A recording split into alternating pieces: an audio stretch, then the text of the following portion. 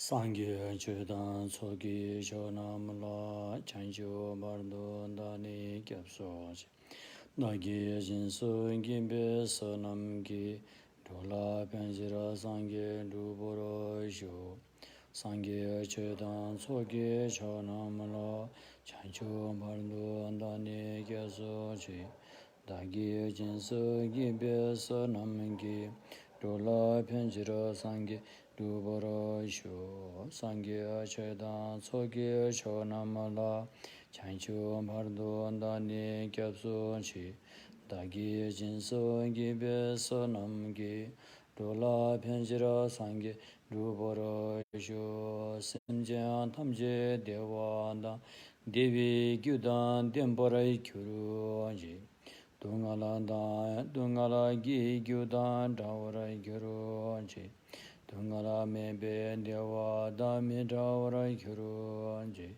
Ngeriya chadan danda ve tanyamla Neba kyuru anje apade tsawe lama rinpoche Dagi chivura peme dinshula Kadi chimbe kone je sonde Kusanto ge ngandu saldu sora sashi buji Jushi ame todam Riraba lenshe ninde genpa di Sangye shindo minde amruvayi Lukuna namda shindo chobara sho Guru Buddha Buddhi sato Sapari vara ratna mandala puja mek Samundra sparana samaye ho Simjya namge sambadha luye cheda cheda Chejon tomo te bai Chögyo korolo korondu so सम्पूर्ण प्राणीहरूको हितार्थ कल्याण था सम्मासम बुद्धिज्ञान प्राप्त गर्ने मनसायको साथमा मानव जगतमा भइपरिआएको यस विषम परिस्थिति महामारी रोगबाट शीघ्र स्वास्थ्य लाभ भएर अन्ततोगतो बुद्धिज्ञान प्राप्त गर्न सकोस् भन्ने मनसाय लिएर सद्धम्म देशना सुन्दिन हुन विनम्र अनुरोध गर्दछु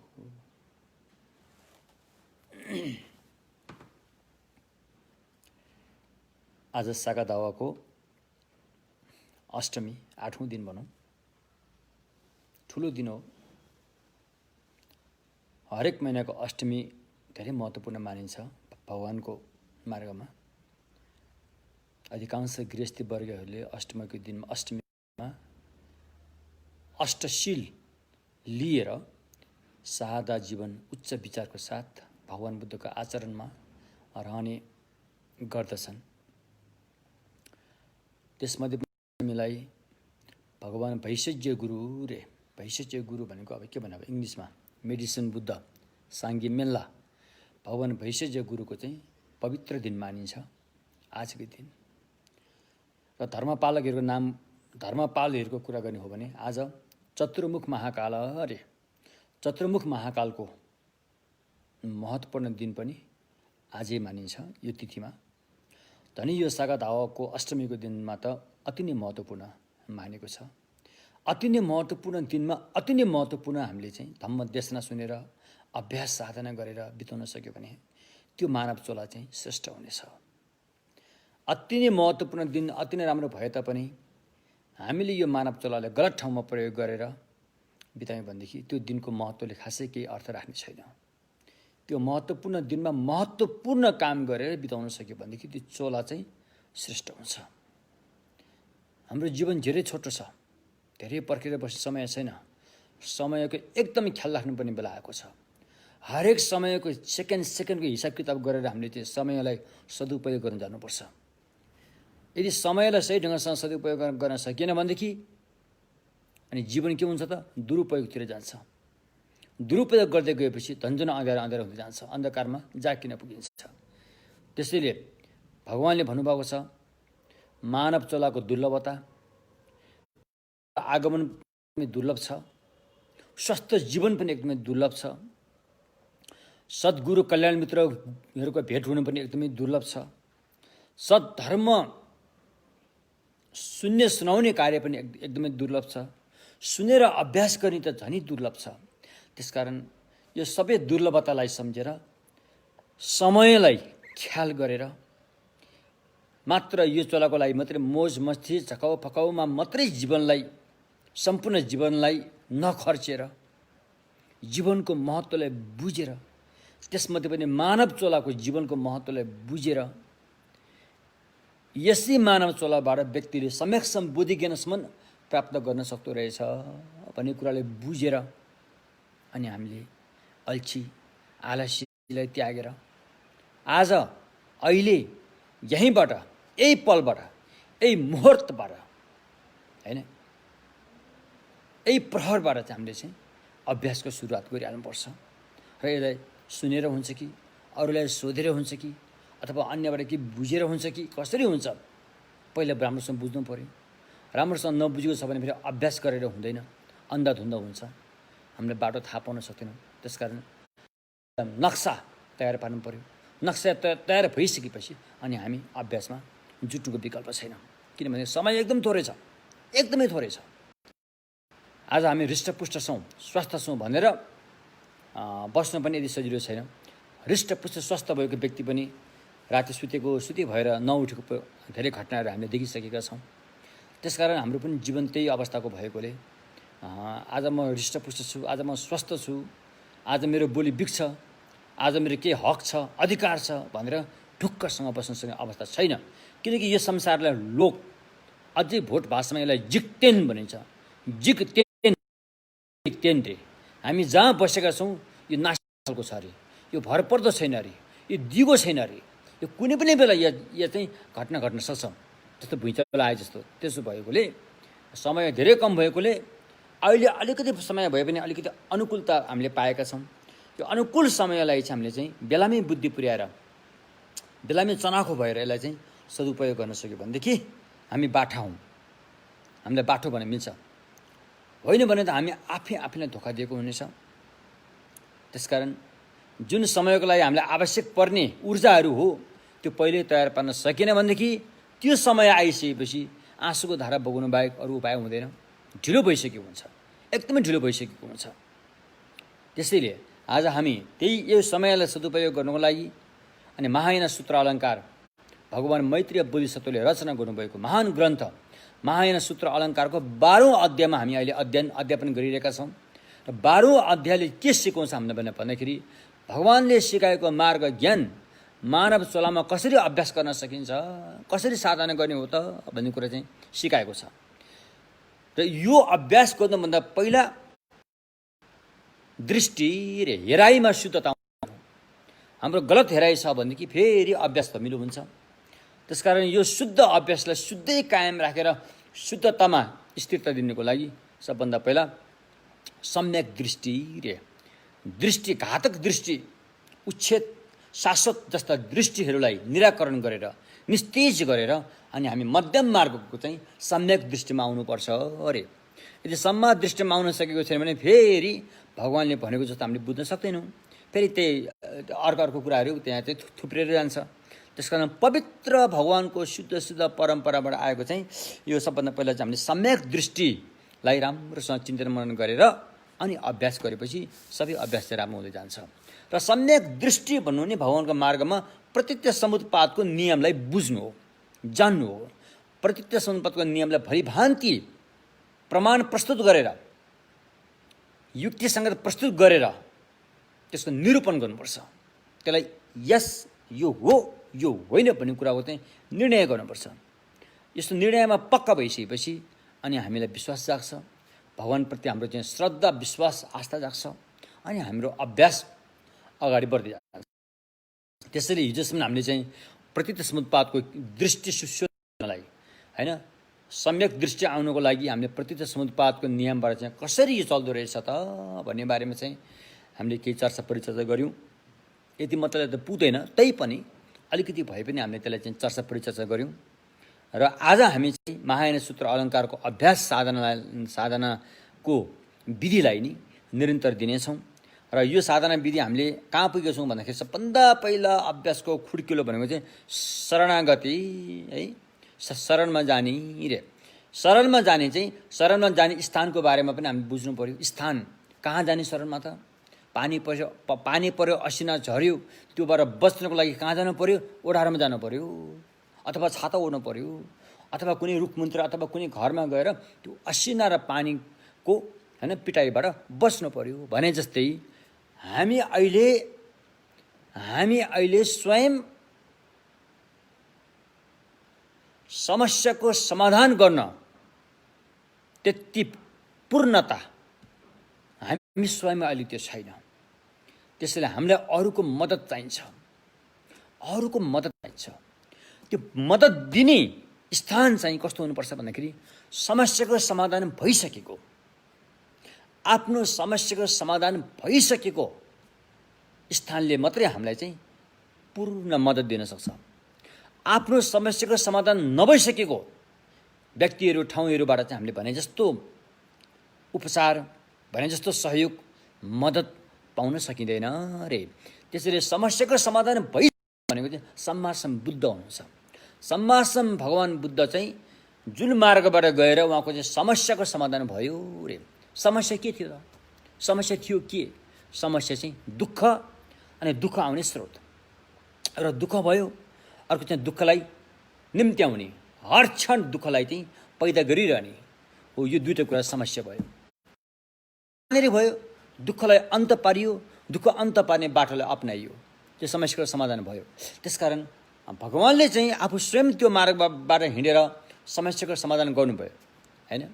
भनेपछि अनि हामी जस्तो अज्ञानी हैन, एकदमै अन्धकारमा रुमलिरहेको प्राणीहरूप्रति अति अनुकम्पा, महाकरुणा बाट चाहिँ अनि भगवानले हामीलाई चाहिँ मार्ग देशना गर्नुभएको छ। हेर, म पनि पहिला तिमी जस्तै समस्यामा जकडेर बसेको व्यक्ति थिएँ, तर म यो मार्गबाट गएर मैले समस्याको समाधान गरेँ। यदि तिमी पनि चाहन्छौ भनेदेखि यो मार्गबाट गयो भने तिम्रो पनि समस्याको समाधान हुन्छ भनेर भगवानले चाहिँ हामीलाई चाहिँ मार्ग देखाउनु भएको छ। त्यसकारण पहिला हामीले चाहिँ भगवानको शरणमा जानुपर्छ है, किनकि भगवानले हामीलाई चाहिँ निर्वाणको मार्ग देखाउनुहुन्छ। भगवान चाहिँ मार्गदाता हो, मुक्ति दिने चाहिँ होइन। फेरि मुक्ति त आफूमा भर पर्छ। फेरि मुक्ति भगवान प्राप्त गर्ने चाहिँ फेरि आफूमा भर पर्छ। हामी गयौँ भने त्यहाँ पुग्छौँ, हामी गएनौँ भने भगवानले देखाए तापनि यदि हामी स्वयं गएनौँ भने त्यहाँ पुग्न सकिन्न। तसर्थ सबभन्दा पहिला बाटो त थाहा पाउनु पऱ्यो, नक्सा थाहा पाउनु पऱ्यो। हाम्रो गन्तव्य पुग्ने बिन्दु कहाँनिर हो त्यहाँसम्म पुग्ने नक्सा त थाहा पाउनु पऱ्यो नि। नक्सा थाहा पाएपछि मात्रै अनि हामी त्यहाँ पुग्छौँ। त्यस कारण त्यो नक्सा कोरेर यो बाटोबाट त्यहाँ पुग्छ भनेर चाहिँ नक्सा कोरिदिने व्यक्ति चाहिँ बुद्ध हुनुहुन्छ। त्यसकारण भगवान बुद्धले दर्शाएको जुन बाटो छ अनि त्यो बाटोमा चाहिँ हामी हिँड्नुपर्छ। त्यसकारण सबभन्दा पहिला बुद्ध शरण गच्छामि भनेर ल भगवान बुद्ध मलाई बाटो देखाइदिनुहोस् भनेको। धर्मम शरण गच्छामि भनेपछि अनि भगवान ल बाटो चाहिँ यो हो है त, यो हो है त भनेर भगवानले हामीलाई चाहिँ बाटो देखाइदिनु भयो। सङ्गम शरण गच्छामि भने चाहिँ त्यो बाटोमा हिँड्ने भएपछि सङ्गम शरण गच्छामि भयो। त्यो बाटोमा हिँड्ने स्वयं हिँड्ने व्यक्तिहरू चाहिँ स्वयं हिँड्ने जमात भनौँ न एक किसिमले, त्यो चाहिँ सङ्घ भयो। त्यसकारण बुद्ध धर्म सङ्घ। त्यसकारण हामीलाई रक्षा दिने, हामीलाई सुरक्षित दिने मूल चाहिँ धर्म हो। भगवानले चाहिँ हामीलाई बाटो देखाउनुहुन्छ, धम्म देशना गर्नुभयो, त्यो नै स्वयं बाटो हो। त्यो बाटोले नै हाम्रो चाहिँ रक्षा गर्छ, दिगो रक्षा गर्छ। फेरि समस्यामा कहिले पनि फर्किन नपर्ने गरेर रक्षा गर्छ, दिगो रक्षा गर्छ। त्यसैले धम्मम शरणम गच्छामि, धम्म चाहिँ ठुलो कुरा रहेछ। र त्यो धम्म अभ्यासको लागि चाहिँ अनि भगवान बुद्धले हामीलाई चाहिँ मद्दत दिनुहुन्छ। सद्धम्मले आर्यसङ्घले पनि हामीलाई चाहिँ सहयोग दिनुहुन्छ। आखिरमा त्यो धम्ममा हिँड्नको लागि हो। धम्म अभ्यासको पुरा भएपछि फेरि त्यो धम्म हामीलाई जरुरी हुँदैन। जसरी नदी तरिसकेपछि त्यो डुङ्गा हामीले सँगसँगै लिएर हिँड्न त्यति उचित हुँदैन, त्यस्तै धम्म अभ्यासको पुरा भएपछि फेरि त्यो धम्म पनि डुङ्गा सर छोडिदिने हो। त्यसपछि धम्म पनि गर्नु पर्दैन, तपाईँको पुग्नुपर्ने बिन्दुमा पुगिसक्यो नि त। त्यसकारण भगवान बुद्धको मार्गमा एक बेला त्यस्तो बेला आउँछ जुन बेला धर्मलाई त त्याग्नुपर्छ भने अधर्मलाई त किन नत्याग्ने? अधर्मलाई त अहिलेदेखि त्याग्नुपर्छ। यस्तो पवित्र धर्म जसको हामी शरणमा गएका थियौँ, जब हामी शरणमा गएका थियौँ, जब हामी त्यो हाम्रो उद्देश्य, हाम्रो गन्तव्य बिन्दुमा पुगिसकेपछि सद्धर्मलाई त छोड्नुपर्छ भने अधर्मलाई त छोड्नु पऱ्यो नि। त्यसलाई त झन् अहिलेदेखि छोड्नुपर्छ। त्यसो भएकोले अनि आज हामी चाहिँ अनि शरणमा जाने बारेमा हाम्रो चर्चा परिचर्चा हुन्छ। हिजो हामीले प्रत्यक्ष समुत्पातको बारेमा बुझ्यौँ। त्यसले चाहिँ केही मिथ्या दृष्टिहरू हट्नलाई त्यसले चाहिँ मद्दत दिन्छ होइन। हामीले हिजो बुझ्यौँ न त, हामीले हिजोको प्रवचनबाट बुझ्यौँ है। कुनै पनि अजर अमर चिजहरू हाम्रो शरीरमा पहिल्यैदेखि कायम रहेको र यो मर्दाखेरि फुत्त सरेर जाने भन्ने कुरा चाहिँ होइन रहेछ भन्ने कुरा हामीले बुझ्यौँ नि। सरेर नगए तापनि अर्को चोला हुँदो रहेछ भन्ने कुरा चाहिँ हामीले चाहिँ 8वटा उदाहरण दिएर बुझ्यौँ नि। शिक्षक, विद्यार्थी, बत्ती, ऐना, पारस ऐना, प्रतिध्वनि, अमलाको रस आदि आदिबाट हामीले 8वटा नमुना दिएर कुनै पनि चिज यहाँबाट वहाँ सर्दैन, नसरे तापनि यो चिज भएकोले त्यो चिज पैदा हुन्छ भन्ने कुरा हामीले चाहिँ प्रष्ट पार्यौँ। यसले प्रत्यक्ष समुत्पातको केही कुरा हामीले बुझ्ने कोसिस गऱ्यौँ। प्रत्यक्ष समुत्पातको कुरा यति मात्रै होइन, झन् गहिरो छ, यो झन् गहिरो छ होइन। हामीले त्यो चस्स छोएका हौँ। अब यसको भित्रभित्र गएपछि झन् गहिरो हुँदै जान्छ। त्यसकारण भगवानको धर्म चाहिँ छ, धर्म अति गम्भीर छ। अलिकति पुण्य नकमाएका व्यक्तिहरूले यसलाई पचाउनु पनि सक्दैन, यसलाई स्वीकार्न सक्दैन। उसले केही न केही लिएर आएको हुनुपर्छ, जीवनमा केही न केही राम्रो केही लिएर आएको हुनुपर्छ।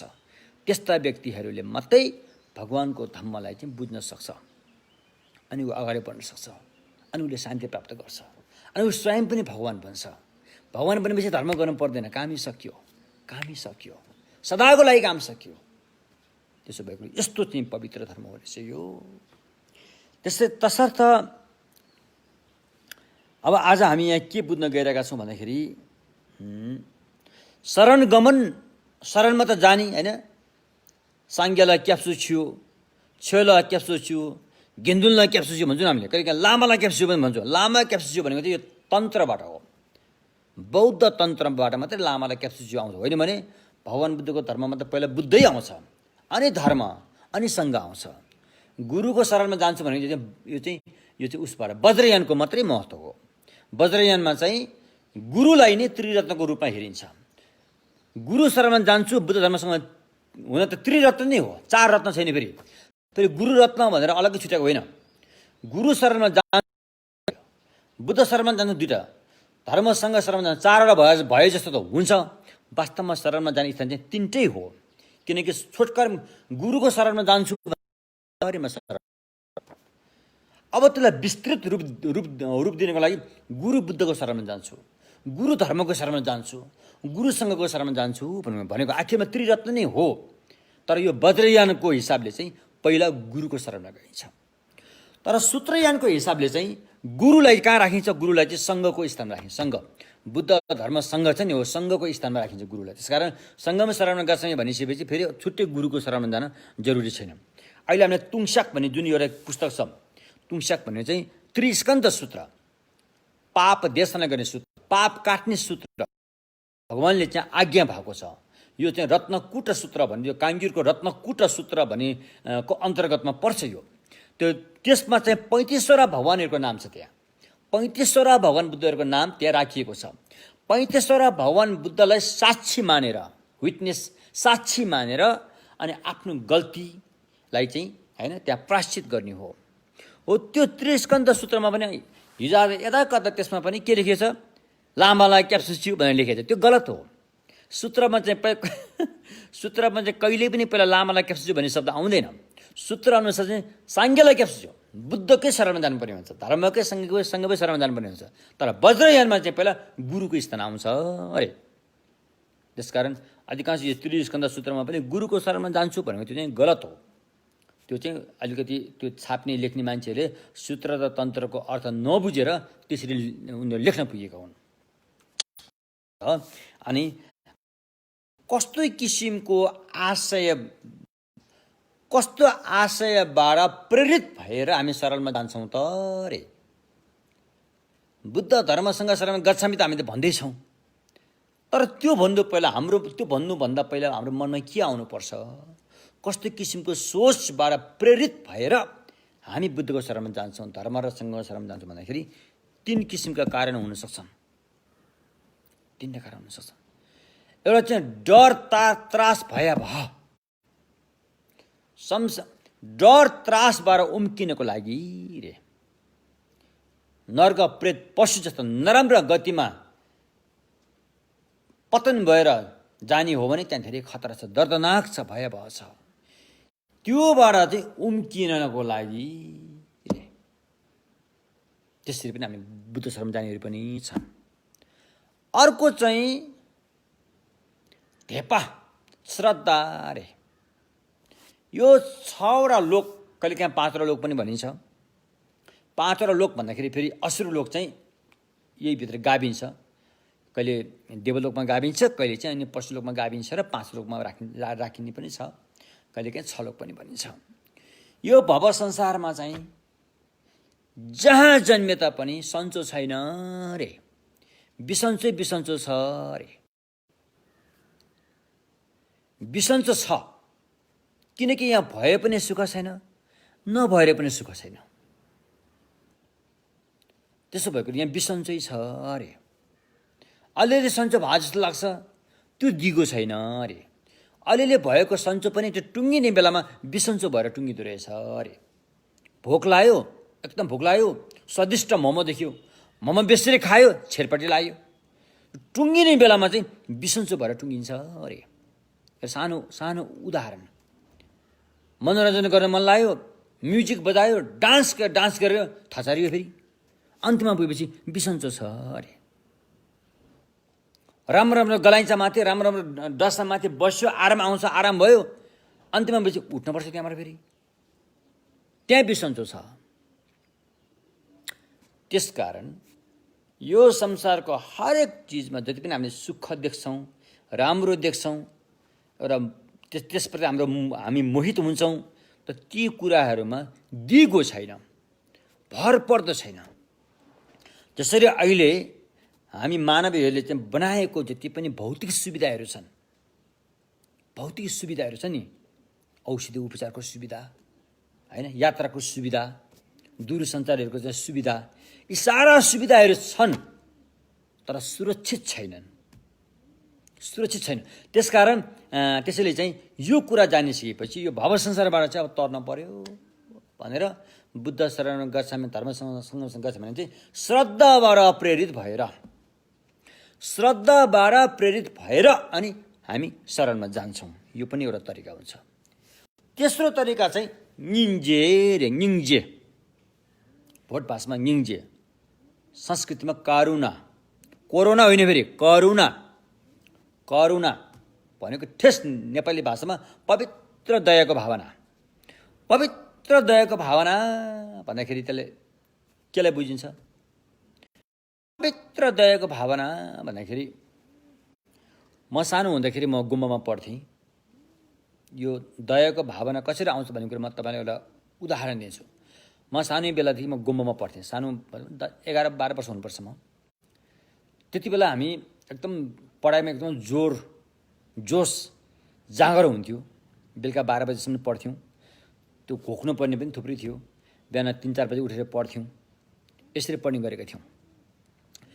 अनि हाम्रो त्यो गुम्बाहरूमा चाहिँ कस्तो सिस्टम हुन्छ भन्दाखेरि चाहिँ कोही पढाइ गरेर माथि पुग्छन्, कोही पढ्न नसक्नेहरूलाई चाहिँ अर्कै काम दिन्छ। गाडी चलाउने काम, थाङ्गा लेख्ने काम, लुगा सिउने काम, उनीहरूको अर्कै कामहरू हुन्छ। अनि त्यस्तै एकजना भोटबाट आउनुभएको एकजना उमेरको हिसाबले 60 काटिसकेका एकजना भिक्षु हुनुहुन्थ्यो। उहाँको काम त्यो लुगा सिउने काम थियो। सम्भवतः उहाँ भोटको कुनै गाउँबाट आउनुभएको थियो, सायद लासा जस्तोबाट आउनुभएको थिएन होला, कुनै एउटा गाउँबाट, जुन गाउँमा बिजुली पुगेको थिएन होला, बिजुलीको बारेमा जानकारी थिएन होला, त्यो ठाउँबाट आउनुभएको रहेछ उहाँ मैले बुझ्दाखेरि। अनि उहाँलाई लुगा सिउनु भयो, नयाँ लुगा सिउँदै हुनुहुन्थ्यो। म पनि त्यो छेउमा बसेर म पढ्दै थिएँ।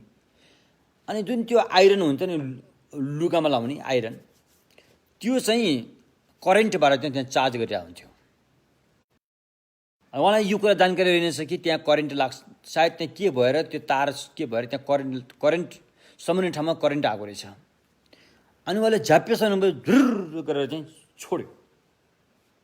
फेरि उहाँ सम्झाउनु भयो, फेरि त्यस्तो जबरजस्ती एकदम जबरजस्ती। करुणा त्यहाँबाट आउनुपर्छ।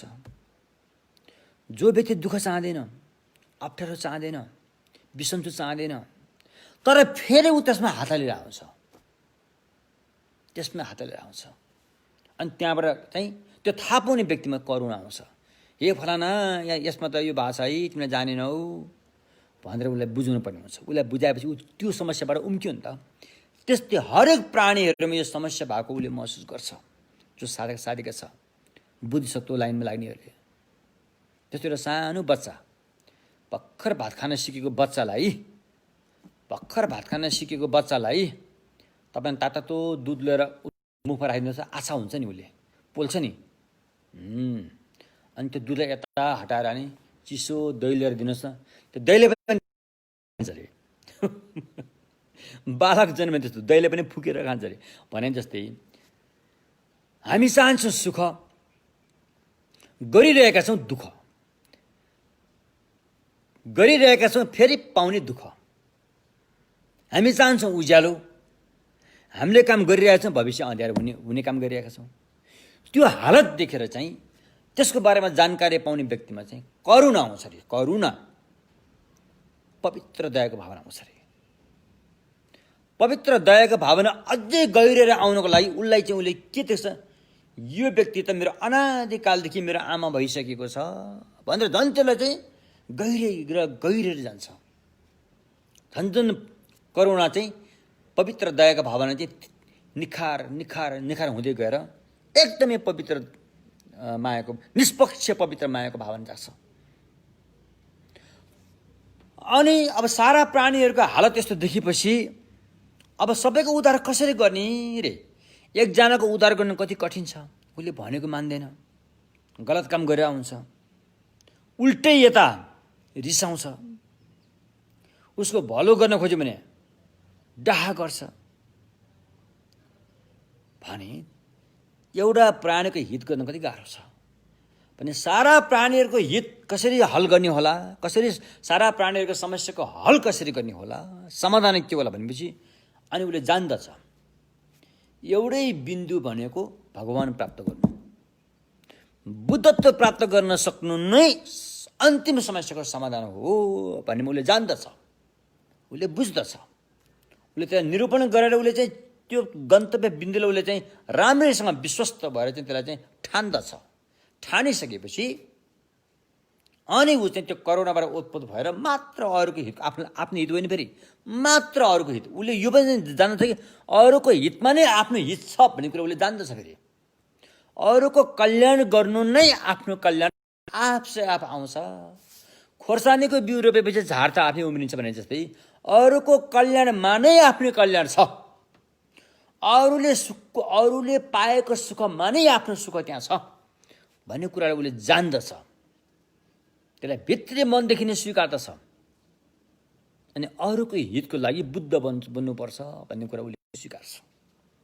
त्यस्तो करुणा, पवित्र दयामायाको पवित्र भावनाबाट प्रेरित भएर अनि बुद्ध शरण गच्छामी, धर्मसँग शरण गच्छामी भनेर शरणमा जान्छ।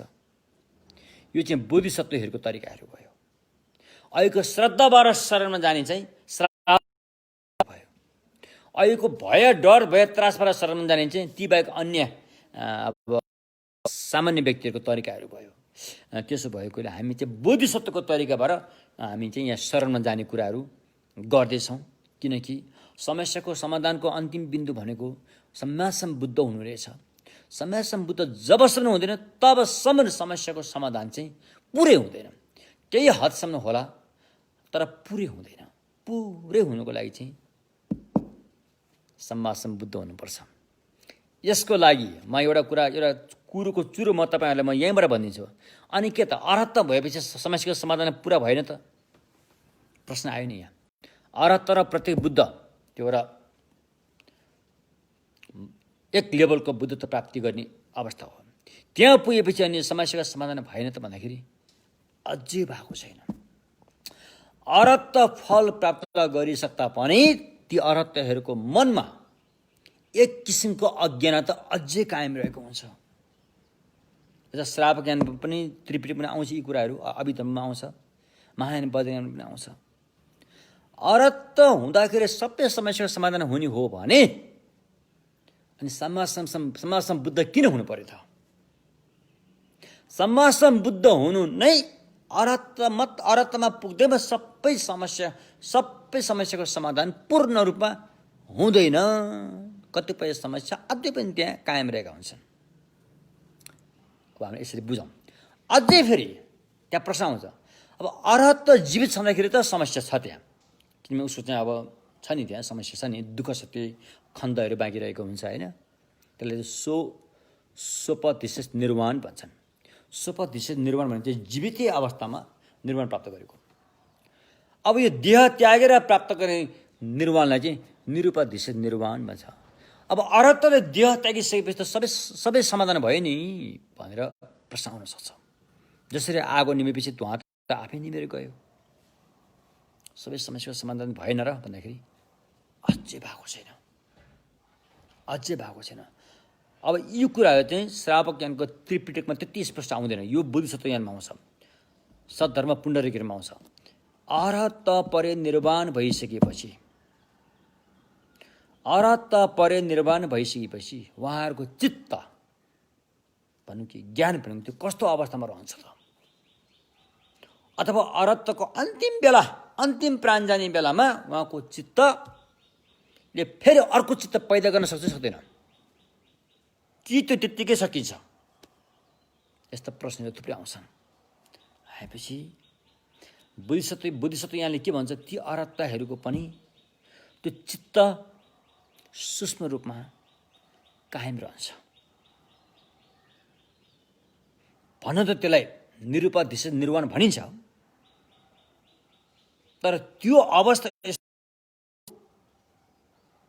त्यो पुरै आगो निमेर धुवा बिलाए जस्तो होइन, अझै त्यहाँ केही बाँकी रहन्छ। त्यो कस्तो अवस्थामा रहन्छ भन्दाखेरि त्यो चाहिँ बेहोस अवस्था जस्तो, लामो समयसम्म बेहोस अवस्था जस्तोमा त्यो रहन्छ। ध्यानको गहिराइमा पुगेर बेहोस अवस्था जस्तोमा रहन्छ अरे। त्यो धेरै कल्पौँसम्म त्यो अवस्थामा बिताइसकेपछि सुखावती भुवनबाट अमिताभ भगवान बुद्धको चाहिँ ज्योति रश्मि निस्केर आएर उहाँ समयको अनुकूलतालाई हेरेर सुखावती भुवनबाट अमिताभ भगवानको ज्योति रश्मि निस्केर आएर उहाँहरूले त्यो अवस्थाबाट बिउजाइदिन्छ अरे। हेर्नुहोस् है, मैले अहिले सद्धर्म पुण्डरीकलाई साक्षी राखेर यो कुरा भन्दैछु, किनभने हामी जस्तो यो कुरा भन्न सकिँदैन। भगवानको वचनलाई राखेर यो कुरा हामी गर्दैछौँ। अहिले सुखावती भुवनबाट अमिताभ भगवान बुद्ध जस्ताबाट चाहिँ रश्मि निस्केर आएर ती अरहतहरूलाई त्यो ध्यानको गहिराइमा पुगेकोबाट बिउजाइदिन्छ अरे। बिउजाइदिएपछि उहाँहरू छक्कै पर्नुहुन्छ अरे, ओहो के त हामी त पूर्ण रूपमा परिनिर्वाण प्राप्त गरिसकेको होइन र? हामी त फेरि अहिले बिउज्यौँ त भनेपछि अनि अमिताभ भगवान बुद्धले उहाँलाई धम्म देशना गर्नुहुन्छ। जबसम्म सम्यक सम्बुद्ध हुँदैन तबसम्म पूर्ण रूपमा परिनिर्वाण प्राप्त हुन सक्दैन भनेर बताएपछि अरहतहरू पनि फेरि बोधिचित्त उत्पाद गर्नुहुन्छ। बोधिचित्त उत्पाद गरेर अनि फेरि बोधिचित्तको अभ्यासबाट अन्ततगत सम्यक सम्बुद्धमै पुग्नुहुन्छ उहाँहरू। हरेक अरहतहरू चाहिँ अन्तिममा सम्यक सम्बुद्धमा पुग्नुहुन्छ। अनि त्यसकारण चाहे त्यो अरहत होस्, चाहे त्यो प्रतिबुद्ध होस्, चाहे त्यो बोधिसत्व होस्, अन्तिम गन्तव्य पुग्ने बिन्दु भनेको चाहिँ सम्मा सम्बुद्ध नै हो, अन्तिमको बिन्दु। त्यसरी चाहिँ यो यस्ता कुराहरू आएका छन्। त्यसकारण अब यो कुरा भन्दाखेरि हाम्रा कतिपय श्रावक मित्रहरूलाई अलिक अप्ठ्यारो पनि लाग्न सक्छ। म यसलाई क्षमा चाहन्छु। मेरो आफ्नो खुसीले भनेको होइन यो चाहिँ सद्धर्म पुण्डरीकहरूलाई साक्षी मानेर 10 भूमि सूत्रहरूलाई साक्षी मानेर अनि नालन्दा विश्वविद्यालयका सिधा परम्पराबाट आएको अनि ग्रन्थहरूमा चाहिँ यस्ता कुराहरू उल्लेख गरिएको छन्। र बोधिसत्व चाहिँ किन अरहत हुन चाहँदैन त भन्दाखेरि अरहत हुन त चाहन्थ्यो, त अरहतले देह त्यागिसकेपछि लामो समयसम्म त्यो ध्यानको गहिराइमा गए भन्दा अरू प्राणीको हित गर्यो भने त पहिले बुद्ध हुन्छ नि। सम्मा सम्बुद्ध हुनलाई धेरै, यदि त्यो अरहत अवस्थाबाट गयो भने सम्मा सम्बुद्ध हुनलाई समय धेरै लम्बिन्छ, कल्पौँ लम्बिन्छ। त्यो गर्नुभन्दा त सिधै बोधिसत्वको त्यो मार्गबाट गएर समाजसम्म बुद्ध भयो भने त छिटै बुद्ध हुन्छ भन्ने हिसाबले बोधिसत्वहरूले चाहिँ अरहत हुने बाटोलाई उनीहरूले त्यति उचित ठान्नुहुन्न। अरहत हुन चाहनुहुन्छ, तर त्यो चाहिँ घुमाउरो पारेको समाजसम्म बुद्ध हुनलाई धेरै दूरगामी हुनु, धेरै टाढासम्म रहने भएकोले छिटो समाजसम्म बुद्ध हुनुको लागि चाहिँ अनि पहिल्यै बोधिसत्व यानबाटै गएर चाहिँ उहाँहरू चाहिँ बुद्धत्व प्राप्त गर्नुतर्फ लाग्नुहुन्छ बोधिसत्वहरू। अनि भगवान्ले यो कुरा थाहा थिएन नि त, भगवान्ले जान्नुहुन्न थियो त। यदि जान्नुहुन्थ्यो भने त अनि श्रावकहरूलाई पनि यही बाटो, यही बुद्धिस्टको बाटो बताइदिए भए हुन्थ्यो, किन यो घुमाउरो बाटो त भनेर प्रश्न आउँछ यहाँ। यसमा चाहिँ के भनेको छ भन्दाखेरि कुनै व्यक्तिहरू आफ्नो क्षमता, मनको क्षमता, समुद्रमा व्यापार गर्न जाँदाखेरि क्याप्टन, समुद्रको पानी जहाज हाँक्ने क्याप्टन, उसले त सबै जान्दछ पानी जहाज कसरी जानुपर्छ, ती यात्रीहरूलाई, समुद्रमा यात्रा गर्ने यात्रीहरूलाई कसरी चाहिँ आरामदायकसम्म पुर्याउनु पर्ने हो त्यो उसले जान्दछ।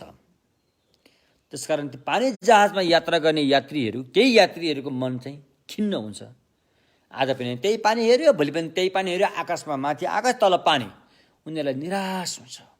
अब हामी जान सक्दैनौँ, यहाँबाट उता हामी जान सक्दैनौँ है भन्ने निराश भएको अवस्थामा अब फर्कुनु पनि मिलेन। फेरि उनीहरूलाई फर्कायो भने झनै खतरा हुन्छ। अनि त्यो क्याप्टन, जुन त्यो जहाज हाँक्ने क्याप्टनले चाहिँ उसले कुनै एउटा आइल्यान्ड, द्वीपलाई उसले थाहा पाएको हुन्छ।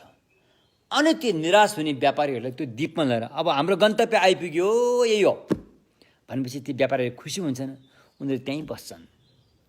त्यहाँ बस्दा पछि उनीहरूलाई त्यहाँ पनि बस्न बोर लाग्छ। अब कहीँ जाने ठाउँ छ भनेपछि अनि बल्ल अनि मेन समुद्रको रत्न पाउने कहाँ हो, बल्ल त्यहाँ पुगेका हुन्छन्। त्यस्तै भगवान्ले पनि त्यस्ता केही व्यक्तिहरू हुन्छन् जुन समाजसम्म बुद्धत्वमा जान रुचि हुँदैन, समाजसम्म बुद्ध हुन त्यति रुचि हुँदैन।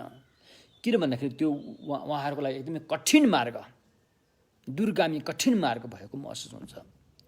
त्यसकारण थोरै समयमा निर्वाण प्राप्त गर्न बरु त्यो चाहिँ ठिक होला, त्यसतर्फ चाहिँ रुचि जाग्छ। अब त्यस्ता व्यक्तिहरूलाई संसारमै छोड्नु त भएन, भवचक्रमा फसाइराख्ने कुरा त भएन। त्योभन्दा त अरहत भयो भने राम्रो हो नि। त्यस्तो किसिमले भगवान्ले चाहिँ अनि अरहत श्रावकहरूको मार्ग यसरी बताउनु भएको हो। अरे हेर्नुहोस् है, यो कुरा चाहिँ मैले सूत्र र ग्रन्थलाई साक्षी राखेर चाहिँ म अहिले यहाँ भन्दैछु। र शरणगमन जाँदाखेरि पनि हाम्रो अन्तम बिन्दु कहाँ हो त? जान त हामी बुद्धकै शरणमा जान्छौँ, धर्मकै शरणमा जान्छौँ, सङ्घकै शरणमा जान्छौँ, त्यो भयो। तर हाम्रो लक्ष्य कहाँ हो त? हामी के को लागि बुद्धको शरणमा जाँदैछौँ, के को लागि धर्मको शरणमा जाँदैछौँ, के को लागि सङ्घको शरणमा जाँदैछौँ रे? श्रावकहरूले पनि त्रिरत्नकै शरणमा जानुहुन्छ, तर त्रिरत्नभित्र पनि उहाँहरूको मूल चाहिँ सङ्घ शरण चाहिँ अधिक महत्त्व, सङ्घलाई चाहिँ अधिक महत्त्व दिएर शरणमा जानुहुन्छ। किनकि उहाँहरू पछि अरहत बन्यो। त्यो प्रत्येक बुद्ध पनि त्रिरत्नकै शरणमा जानुहुन्छ, तर उहाँहरूले चाहिँ धर्मलाई चाहिँ मूल महत्त्व दिएर चाहिँ शरणमा जानुहुन्छ। किनकि उहाँहरू अन्तिममा प्रत्यक्ष समुत्पादको बोध गर्नु नै उहाँहरूको अन्तिम बिन्दु हो। बोधिसत्वहरूले पनि त्रिरत्नकै शरणमा जानुहुन्छ, गए तापनि समाजसम्म बुद्धलाई चाहिँ बढी महत्त्व दिएर चाहिँ शरणमा जानुहुन्छ। किनकि उहाँहरूको अन्तिम बिन्दु भने चाहिँ समाजसम्म बुद्ध बन्नु हो। त्यस कारण हामीले चाहिँ बुद्ध धर्मसँगको शरणमा जान्छु भन्दाखेरि कस्तो किसिममा जाने हो, हाम्रो अन्तिम जाने हाम्रो पुग्ने बिन्दु कहाँनिर हो, त्यो पनि थाहा पाउन अहिले नै जरुरी छ। अहिले नै यो हिसाब किताब मिलाउनु छ। त्यसकारण जो व्यक्ति श्रावकज्ञानको अरहत हुन चाहन्छ ऊ श्रावकज्ञानीबाटै जानुपर्छ। उसले फेरि अरू ठाउँमा हात लाउनु उसले सक्दैन, त्यो नसक्ने भारी बोकेर काम छैन। जो व्यक्ति प्रत्येक बुद्ध हुन चाहन्छ त्यही बाटो जानुपर्छ। श्रावकज्ञानमा गएर उसले काम हुँदैन, के भन्छ बुद्धिसत्व ज्ञानबाट गएर पनि उसले काम छैन। जो व्यक्ति समाजसम्म बुद्ध हुन चाहन्छ ऊ समाजसम्म बुद्धकै बाटो जानु पर्यो। ऊ श्रावक ज्ञान प्रत्येक बुद्ध गएर काम छैन। त्यहाँ गयो भने नङ काट्नलाई बन्चरो प्रयोग गरे जस्तो हुन्छ। उसँग ठुलो शक्ति क्षमता छ, आँट छ, साहस छ, बल छ मनमा। त्यस्ता व्यक्तिले श्रावक ज्ञानमा गयो भने नङ काट्नलाई बन्चरो प्रयोग गरे जस्तो हुन्छ। नङ काट्नलाई नैनीले काट्नु पऱ्यो नि, नङ काट्नलाई बन्चरोले काट्यो भने त फेरि त्यहाँ मासुमै काटिन्छ भने जस्तै त्यो साहसलाई साहसरी चाहिन्छ। त्यसकारण बोधिसत्वहरू चाहिँ सम्मा सम्बुद्ध नै अन्तिममा प्राप्त गर्ने बिन्दु हो। यसरी चाहिँ शरणमा जानुहुन्छ। अब श्रावक यानमा चाहिँ भवचक्रलाई दुःख, यो पञ्चखण्डलाई दुःख, घाउ जस्तै डरलाग्दो घाउ जस्तै यो पञ्चखण्डबाट कसरी मुक्त हुने भन्ने हिसाबले चाहिँ शरणमा जानुहुन्छ। सांसारिक व्यक्तिहरू संसारिक दुःख पीडा देखेर उनीहरू चाहिँ त्यहाँबाट उम्किनलाई शरणमा जान्छन्। त बोधिसत्वहरू चाहिँ अरूको दुःख देखेर, आफ्नो होइन अरूको दुःख देखेर अरूको हितको निम्ति शरणमा जानुहुन्छ। त्यसकारण यो बुद्ध धर्मसँगको शरणमा जाने कुरा पनि यो लडतरो कुरा होइन। यसको बारेमा धेरै हामीले बुझ्न जरुरी छ, अध्ययन गर्नु जरुरी छ, तालिम लिनुपर्छ यसको, होइन? अब हामी चाहे गृहस्थी हौँ, चाहे हामी चाहिँ त्यागी सन्यास किन नहौँ, धर्मको कुरा चाहिँ बुझ्नै पर्छ। धर्म गर्ने व्यक्तिहरूले धर्मको कुरा बुझेन भने फेरि हामीले गरेको धर्मको फल कहाँ गएर पाक्छ थाहा हुँदैन। त्यो फेरि कतिपय व्यक्तिहरूले धर्मको कुरा राम्रोसँग बुझेको हुँदैन, दान पुण्य धेरै गर्छन्, त्यो फल कहाँ गएर पाक्छ? नागलोकमा गएर पाक्छ। हुन त हामीले नाग देवता भन्ने गरेका, तर छलोकको हिसाबमा नाग चाहिँ पशुलोकमा राखिन्छ। फेरि नाग चाहिँ पशुलोकमा राखिन्छ, अनि त्यो फल चाहिँ पशुलोकमा गएर पाक्छ, होइन? त्यसकारण हाम्रो गन्तव्य केन्द्र बिन्दु पुग्नुपर्ने बिन्दु कहाँ हो त्यो पहिले हामीले पत्ता लगाएर अनि त्यही अनुसार नक्साबाट हामी चल्नु पर्ने हुन्छ। त्यसको लागि चाहिँ भगवान्ले पहिले श्रुतमय प्रज्ञा, चिन्तनमय प्रज्ञाले चाहिँ निरूपण गर, निर्णय गर, अनि आफ्नो गन्तव्य स्थलमा तिमी लाग, अनि भावना गर भन्नुभएको छ नि त। यस्तो किसिमले गर्ने। त्यसकारण अनि शरणमा जाँदाखेरि अनि डर, भय, त्रास, भाव संसारको चाहिँ दुःखको चाहिँ पीडा र महाकरुणा, यो तिनै शरणमा जाने हेतु, शरणमा जाँदाखेरि शरणमा जानुपर्छ भनेर प्रेरित गर्ने तत्त्वहरू हुन्। यसको बारेमा हामीले राम्रोसँग आफूमा ल्याउन सक्नुपर्छ। भाव यहाँ डर, भय, त्रास पनि हुनु पर्यो, भाव संसारको दुःखको बारेमा पनि बुझेको हुनु पर्यो, र महाकरुणा पनि हुनु पर्यो। यदि बोधिसत्व ज्ञानबाट शरणमा जाने हो भने यस्तो किसिमले हामी शरणमा गइन्छ। अब एउटा कुरा, श्रावक ज्ञानमा जति पनि पिटकहरू छन्, त्रिपिटकहरू छन्, त्यहीँबाट सम्मासम भगवान् बुद्ध हुँदैन त भन्ने प्रश्न आउन सक्छ। यो सान्दर्भिक प्रश्न हो। श्रावक ज्ञानमा अहिले जति पनि पिटक छन्, अहिले कतिपय त म्यानमारमा पनि छ, श्रीलङ्कामा छ, होइन? त्यहाँ भएपछि सबै श्रावक ज्ञानका पिटक त्यति मात्रै हो भने हामी भन्न सक्दैनौँ। कति त लोप पनि भएर गइसक्यो होला। पहिला श्रावक ज्ञानको त्यहाँ 18वटा स्कुलहरू थिए अरे भनिन्छ, सुनिन्छ, होइन? 18वटा स्कुलहरू थिए अरे। 18वटा स्कुल निकायहरूको भिन्न पिटकहरू थियो अरे। त्यो पनि फरक भाषामा थियो भन्ने कुरा पनि सुन्न आएका छन्। त्यसमा अहिले जुन जीवित रहेको छ श्रावक ज्ञानका पिटक यति मात्रै हो भनेर हामी भन्न सक्दैनौँ। कति लोप भएर गइसके, अहिले बाँकी रहेको त्यति हो। अब त्यही अभ्यासबाट सम्मासम भगवान् बुद्ध बन्न सक्छ सक्दैन भन्ने प्रश्न पनि आउँछ। केही विद्वानहरूले सक्छ भन्नेहरू पनि छन्। श्रावक ज्ञानकै पिटकबाट गएर सम्मासम बुद्ध हुन सक्छ भन्ने पनि छन्। तर केही विद्वानहरूले त्यहाँबाट सम्मासम बुद्ध हुन सकिन्न, त्यहाँबाट अरहतसम्म हुन सकिन्छ, प्रत्येक बुद्धसम्म हुन सकिन्छ। त सम्मासम बुद्ध हुनलाई चाहिँ बोधिसत्वको पिटकलाई नबुझिकन, त्यही मुताबिक अभ्यास नगरिकन सम्मासम बुद्ध हुन सक्दैन अरे। किनकि श्रावक ज्ञानका पिटकमा बोधिसत्वको भूमि 10 भूमि भन्ने कुराहरू चाहिँ बताइएको हुँदैन। बोधिसत्वले जतिसुकै अभ्यासको शिखरमा पुगे तापनि श्रावक ज्ञानका पिटकबाट बुझ्ने हो भने ऊ पृथक जन्नै हुन्छ। बुझ्यौ? ऊ पृथक जन्नै हुन्छ। उदाहरणको लागि हाम्रो ऐतिहासिक भगवान् बुद्धको कुरा गर्ने हो भने, ऐतिहासिक शाक्यमुनि भगवान् बुद्धको कुरा गर्ने हो भने, श्रावक ज्ञानको पिटकले बताए अनुसार शाक्यमुनि भगवान् बुद्ध हुनुभन्दा अघिल्लो दिनको राति, अब भोलि बुद्ध हुनेछ, अब भोलि वैशाख पूर्णिमा, अब आज बेलुका कुसको घाँसमाथि पलेटी कसेर चाहिँ उहाँले एउटा प्रण गर्नुभएको छ नि, त्यो प्रण गरुन्जेलसम्म पनि उहाँ पृथक जन्नै हो, आर्य होइन। यसरी बताइन्छ। त्यसरी त्यहाँ चाहिँ बोधिसत्वको भूमि आर्य भूमि कसरी प्राप्त हुन्छ भन्ने कुरा चाहिँ त्यसमा छैन। त्यसमा छैन। त्यो भएको त्यो भूमि प्राप्त गर्नको लागि चाहिँ बोधिसत्व ज्ञानबाटै सम्भव छ। त्यसैले श्रावक यानको पिटकको अध्ययन चिन्तन मनन गरेर समाजसम्म बुद्ध हुन सकिँदैन रे। त्यहाँबाट अरहत्त हुन चाहिँ मजासँग सकिन्छ, राम्रैसँग सकिन्छ। त्यसैले पहिला बोधिसत्वहरूले श्रावक यानको पिटकको पनि अध्ययन गर्नुहुन्छ। श्रावक ज्ञानको पिटकको अध्ययन गर्नुहुन्छ, त्यसपछि गएर बोधिसत्व खुड्किलो पहिला चाहिँ श्रावक ज्ञानको पिटक हो। जग पहिला श्रावक ज्ञानको पिटक हो। हामीले जति पनि सुरुमा हामीले अध्ययन गर्छौँ त्यो श्रावक ज्ञानबाटै सुरु हुन्छ, त्यसपछि मात्रै अनि बोधिसत्वको खुड्किलामा माथि चढ्ने हो जो व्यक्ति बुद्ध हुन चाहन्छ। यस्तो किसिमले यो लयको हामीले चाहिँ पाउँदछौँ होइन। त्यसो भएकोले अनि करुणा बाट प्रेरित भएर शरणमा जानु चाहिँ महायान बोधिसत्व ज्ञानको चाहिँ शरणमा जाने कारण हो।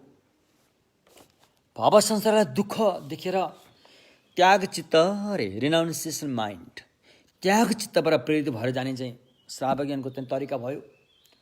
अभी यो संसारमा कति दुःख होला, अभी मरेपछि नरकमा पुला, मरेपछि प्रेतमा पुला, अभी मरेपछि पशुलोकमा पुला, अभी कस्तो दुःख भयो। यहाँबाट उम्केर स्वर्गमा गएर चाहिँ मोज मस्ती गरेर बस्न पाउँला, यहाँबाट उम्केर चाहिँ के अरे अनि अनि अनि ब्राह्मण लोकमा पुगेर चाहिँ मोज मस्ती गरेर बस्न पाउँला, यहाँबाट उम्केर चाहिँ अरू धातुमा गएर बस्न पाउँला मात्रै भनेर चाहिँ शरणमा जानेहरू चाहिँ सांसारिक शरणमा भए। त्यसलाई चाहिँ लौकिक भन्छन्। बुद्ध धर्मसँगकै शरणमै गए तापनि शरणको स्थान चाहिँ लोकोत्तर हुन्, तर मन चाहिँ लौकिक भयो, मन चाहिँ सांसारिक भयो। यो भवचक्र फोर्न सक्दैन। हाम्रा गुरु शास्त्र भगवान शाक्यमुनि बुद्ध जब उहाँले घरबार त्यागेर आलार कलाम र उदग्राम पुत्रको चाहिँ आश्रममा गएर उहाँले ध्यान सिक्नु भएको थियो ती ऋषिमुनिहरूसँगै बसेर। उहाँले त्यो आश्रम किन छोड्नुभयो त? ती ऋषिमुनिहरूले त उहाँको भव्य स्वागत गर्नुभएको थियो। हामीले जे जान्छौँ हजुरले त्यो ध्यान पुरा गर्नुभयो। अब हामी सँगै बसेर आफ्नो शिष्यहरूलाई सिकाउँ भन्नु त भएकै हो। तर सिद्धार्थले त्यो आश्रम किन छोडे? त्यही हो, त्यहाँ जति ध्यान गराइन्थ्यो त्यो लौकिक नै थियो। हद्दै माथि पुगे नाव नैवसँग यातन भवचक्रको टुक्रे, त्यहाँबाट अगाडि बढ्न त्यो ध्यानले सकिँदैन थियो। त्यसैले भगवानले चाहिँ त्यो आश्रम छोडेर जानुभएको हो। हाम्रो वेद, वेदान्त, उपनिषद, पुराण यस्ताहरूमा जति पनि ध्यानका कुराहरू बताइन्छ त्यो सबै ध्यानहरू चाहिँ समता ध्यान मात्रै हो, समता मात्रै हो। त्यसमा विपස්සना हुँदैन। मैले हिजो अस्ति भने नि कतिपय शब्दहरू भगवानका शब्दहरू अन्य धार्मिक ग्रन्थहरूमा पनि राखिएको छ, पछि लगेर राखिएको छ त्यहाँ।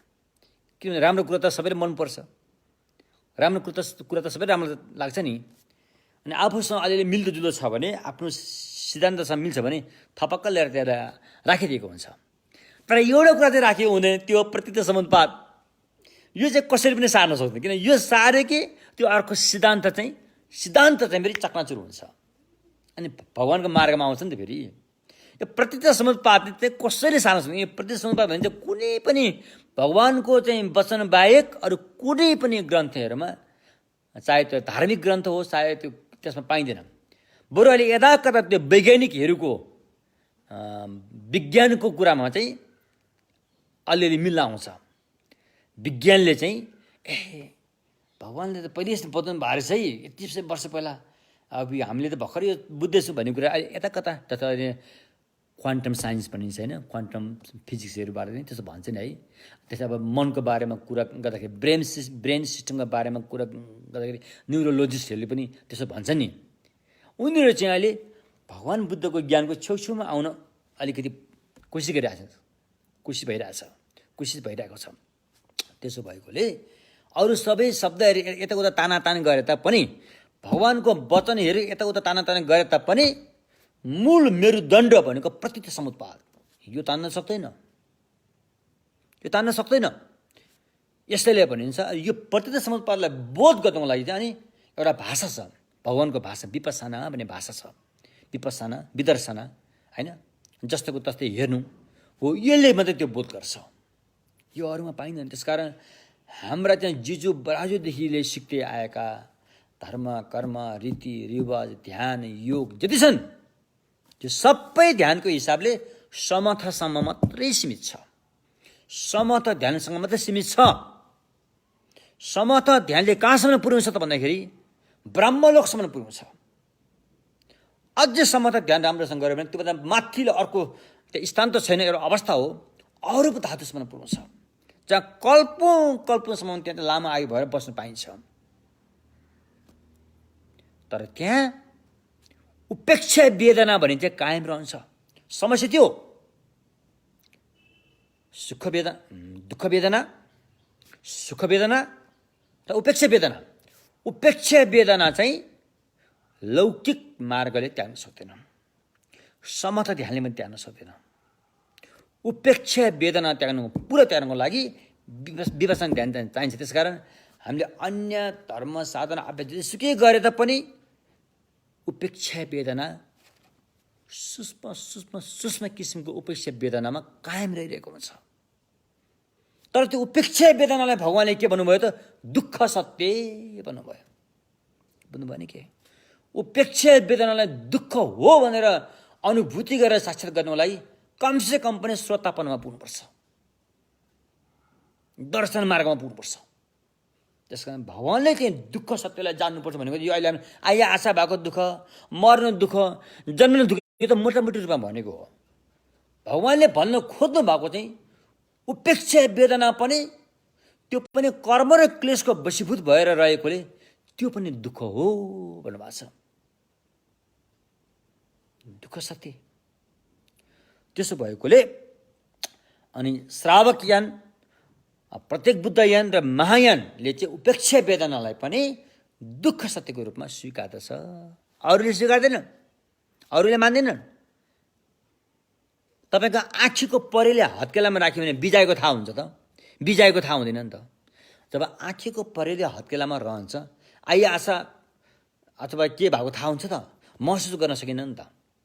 हो, अरूहरूले चाहिँ उपेक्षा वेदनालाई त्यही हिसाबले लिइरहेको हुन्छ, दुःख हो भने थाहा हुँदैन। भगवानको मार्गमा मात्रै त्यो आँखी परेला दुःख हो भन्ने थाहा हुन्छ कि जब त्यो आँखाभित्र पसेपछि त दुःख हो भने हुन्छ, बिजाउँछ। यसरी थाहा पाइरहेको हुन्छ। एवं प्रकारले अहिले हामी एकदमै नक्सा होइन, हाम्रो पुग्ने गन्तव्य बिन्दुमा पुग्ने नक्साको बारेमा हामी अहिले कुरा गर्दैछौँ होइन। र अभ्यास गर्दाखेरि कसरी गर्नुपर्छ, यी नक्सा अनुरूप नै गर्नु। तसर्थ अब यसरी अभ्यास गर्दाखेरि चाहिँ अब तपाईँले भोलिदेखि नै शरण गमन जाने हो भने कसरी जाने त भन्दाखेरि अब कुरा बुझियो नि तपाईँ। मात्र यो संसारका केही दुःखबाट मात्रै लागि जाने हो कि, या संसारबारे पुरै पन्छाउनलाई जाने हो कि, या आफू मात्रै होइन संसारका प्राणीहरू सबैलाई पन्छाउनको लागि चाहिँ जाने हो कि? त्यो हो नि त। हामी शरणमा क्याब्डो शरणमा जाँदाखेरि भत्ताभा ढोगीको छ मात्रै त भएन नि त है। मेरो केही मित्रहरू हुनुहुन्छ, उहाँहरू व्यापारीहरू हो, उहाँहरू स्वयम्भू बौद्ध खुब घुम्नुहुन्छ। एउटा भनाइ के छ भनेदेखि बौद्धमा चाहिँ खास्यहरू भन्छ नि, खास्य भने वचन खुस्कियो, जे मागे पनि त्यो पाउँछ अरे भन्ने आशा हुन्छ। त्यस कारण अधिकांश व्यापारी स्वयम्भू भन्दा पनि बौद्ध बढी घुम्ने कारण के त भन्दाखेरि त्यहाँ चाहिँ जे इच्छा त्यो पाउँछ भन्ने एउटा विश्वास छ। तर ती व्यक्तिहरू किन घुमेका छन् भन्ने कुरा चाहिँ त्यति जान्दैनन्, सिक्न पनि चाहँदैनन्। उहाँले थाहा छ स्वयम्भू घुम्यो भने पुण्य पाउँछ, यदि थाहा भए पुग्छ अरे, त्यो गहिरो थाहा पाउनु जरुरी छैन अरे भन्नुहुन्छ उहाँहरू। कुरो सही हो। गहिरो थाहा पाएपछि त्यहाँ धेरै कुरा छोड्नु पनि हुन्छ। व्यापारीले ढाँट्न छोड्नु पर्यो,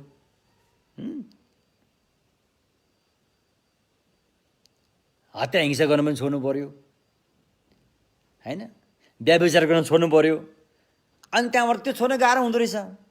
अनि हामी अरू कुरामा जाँदैनौँ, यो घुमेपछि राम्रो हुन्छ र यति भए पुग्यो, यो घुमेपछि पुण्य पाउँछ भन्नुभएको छ गुरुहरूले पनि, यति घुमेपछि पुग्यो।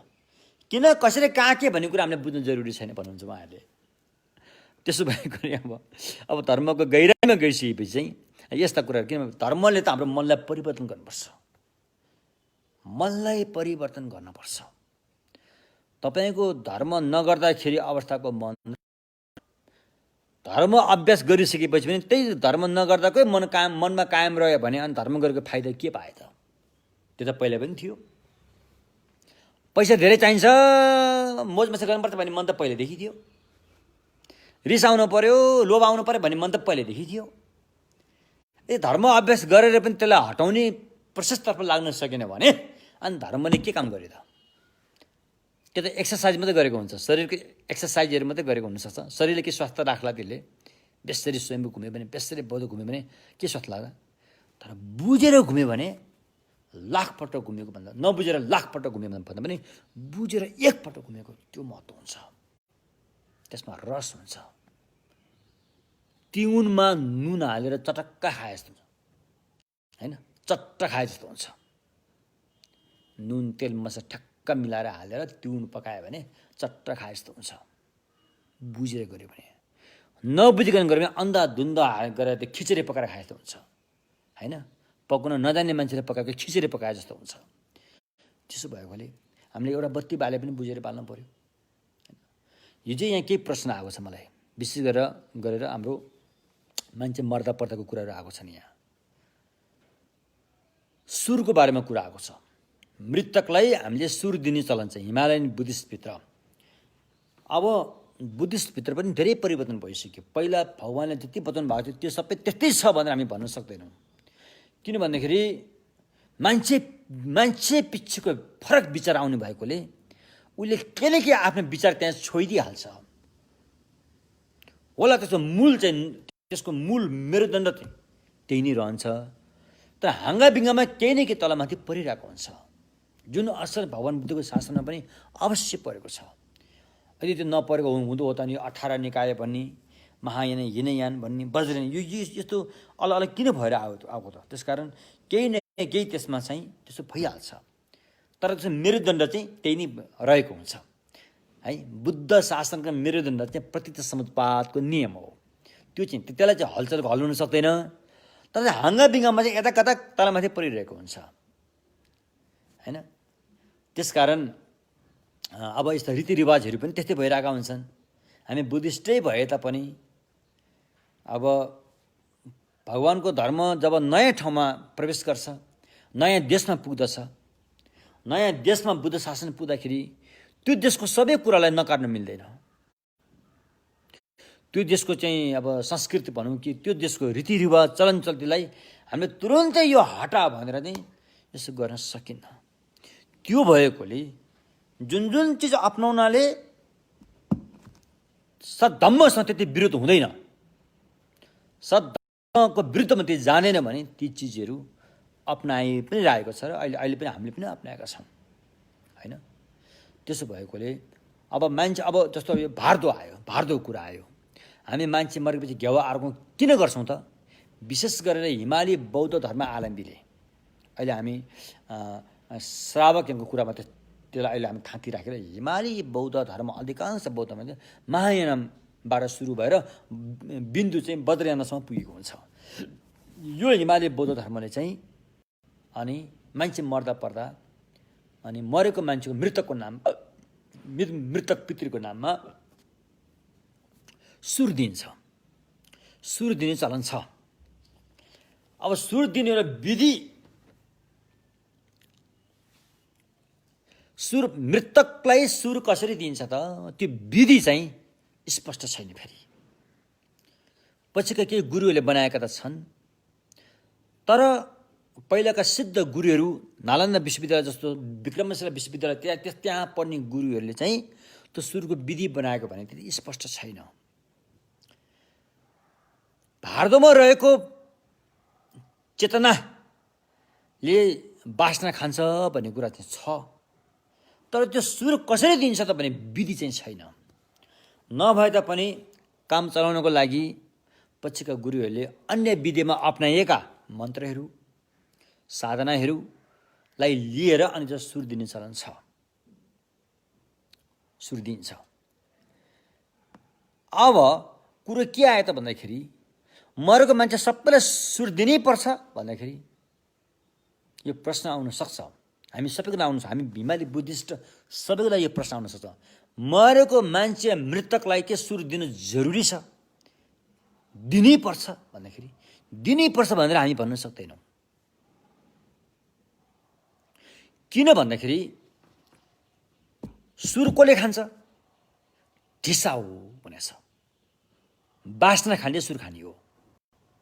जसले बासना लिएर ऊ अगाउन सक्छ, बासनाबाट उसको भोजन नै बासना हुन्छ। उसले यो अहिले हामी जस्तो दाल भात तरकारी खान सक्दैन, उसले स्थूल भोजन खान सक्दैन। उसको लागि भोजनै बासना हो, गन्ध हो, त्यो खान्छ उसले। भने त्यस्तालाई सुर दिने हो। अब मरेपछि व्यक्ति त्यो बासना खाने ठाउँमै पुग्छ त? त्यो अवस्थामा रहेको हुन्छ? त्यो पनि ग्यारेन्टी छैन। फेरि यहाँबाट मान्छे मर्न साथै यसलाई भारदो भनी हुन्छ। अन्तराभाव अरे इन्टरमिडिएट स्टेज। यहाँबाट व्यक्ति मरिसक्यो, अर्को चोला पाएको छैन, त्यो बिचको अवस्था, यसलाई चाहिँ त्यसलाई भारदो भनिन्छ। भोट भाषाबाट संस्कृतिमा अन्तराभाव भनिन्छ।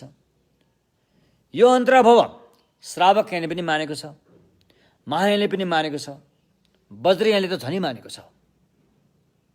श्रावकयले मानेको छ किनकि आचार्य वसुले अभिधर्म कोशमा अन्तराभावलाई चाहिँ उहाँले चाहिँ सिद्ध गर्नुभएको छ। कसरी?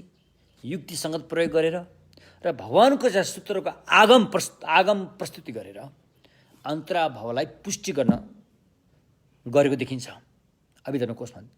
अभिधर्म कोश त प्रायः श्रावकयानकै सिद्धान्तमा रचिएको ग्रन्थ हो त्यो। भने महायानमा पनि ती कुरा लागू हुन्छन् र वज्रयानमा चाहिँ झनै लागू हुन्छन्। अब अहिलेको हाम्रो थेरवाद 18वटा स्कुलमध्ये एउटा स्कुल हो थेरवाद, श्रावकयानको। थेरवादमा चाहिँ अहिलेका थेरवादहरूमा चाहिँ भारदोको कुरा त्यति चर्चा गरेको पाइँदैन।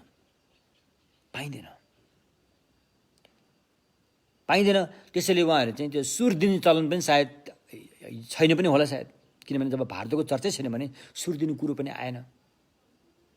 मेरो एकजना मित्र हुनुहुन्छ, उहाँ ब्राह्मण कुलबाटै पछि ब्राह्मण कुललाई छोडेर बुद्धिस्ट हुनुभएको। उहाँले कता कता मेरो नाम सुन्नुभएको रहेछ। तपाईँको नाम सुनेको थियो, म तपाईँसँग पहिल्यै भेट गरेको हो भने त म फेरि यतातिर पनि लाग्थ्यौँ होला, बुद्धिस्ट यहाँ पनि लाग्ने थियौँ होला, तपाईँसँग भेट भएन भनेर उहाँ चाहिँ थेरवादको परम्परामा लाग्नु भएको रहेछ। उहाँ बस्नुहुँदो रहेछ कता यो माता तीर्थको बिहारमा बस्नुहुँदो रहेछ। अहिले कहाँ हुनुहुन्छ मलाई थाहा छैन है। अनि त्यहाँ चाहिँ एकजना शेर्पा भन्दै हुनुहुन्छ। मलाई अचम्म लाग्यो, किनभने शेर्पाहरू अधिकांश शेर्पाहरू त महायानका हुन्छन्, तर त्यहाँ एकजना शेर्पा भन्दै हुनुहुन्छ। मलाई धेरै खुसी लाग्यो। शेर्पाहरूमा पनि यसो थेरवादमा अध्ययन गर्दा रहेछन् भन्ने मलाई अचम्म लाग्यो। अचम्म सो बिग सरप्राइज। मैले सुनेको थिएँ नि त्यस्तो, तर थेरवादमा शेर्पा भन्दै हुनुहुन्छ अरे। मलाई एकदम खुसी पनि लाग्यो, कस्तो राम्रो पनि लाग्यो। किनभनेदेखि हाम्रो चाहिँ हिमाली भेगका व्यक्तिहरूले पनि थेरवादको चाहिँ त्रिपिटक पढ्न पायो भने कति राम्रो हुन्थ्यो होइन। थेरवादको सिस्टमहरूले पनि यो हिमाली भेगका बुद्धिस्टका चाहिँ ग्रन्थहरू पढिदिनु भयो भने कति राम्रो हुन्थ्यो जस्तो मलाई लाग्छ कि। अनि मलाई अचम्म लाग्यो। अनि उहाँ थेरवादको भन्थ्यो हुनु रहेछ। उहाँ चाहिँ शेर्पाको कुलबाट आउनु भएको अरे है। मैले भेट्न चाहिँ पाएको छैन मलाई। सायद अहिले उहाँ हुनुहुन्न। त्यति बेला उहाँ सिकिस्तै बिरामी हुनुहुन्थ्यो सायद, म भन्न सक्दिनँ। त्यसपछि त्यति हाम्रो सम्पर्कमा भएन। अनि उहाँ सिकिस्तै बिरामी हुँदाखेरि के भन्नुभयो थाहा छ? थेरवादको भन्थ्यो उहाँ, शेर्पा भन्थे। खै हाम्रो यता हिमाली बुद्धिस्टतिर त सिकिस्तै बिरामी हुँदाखेरि त भारदोहरू सुन्नु चलन थियो। मलाई पनि सुन्न मन लागिरहेछ। त्यस्तो कोही सुन्ने मान्छे छ कि भनेर उहाँको असिस्टेन्स जुन अहिले ब्राह्मण कुलबाट आएको भन्दै हुनुहुन्थ्यो, उहाँ चाहिँ उहाँको चेला रहेछ। अनि उहाँलाई यसो भन्नुभयो अरे। अनि उहाँले म कहाँ फोन गरेर के भन्नुहुन्छ, सायद मेरो के काम हो के पर्यो म त्यहाँ जान सकिनँ।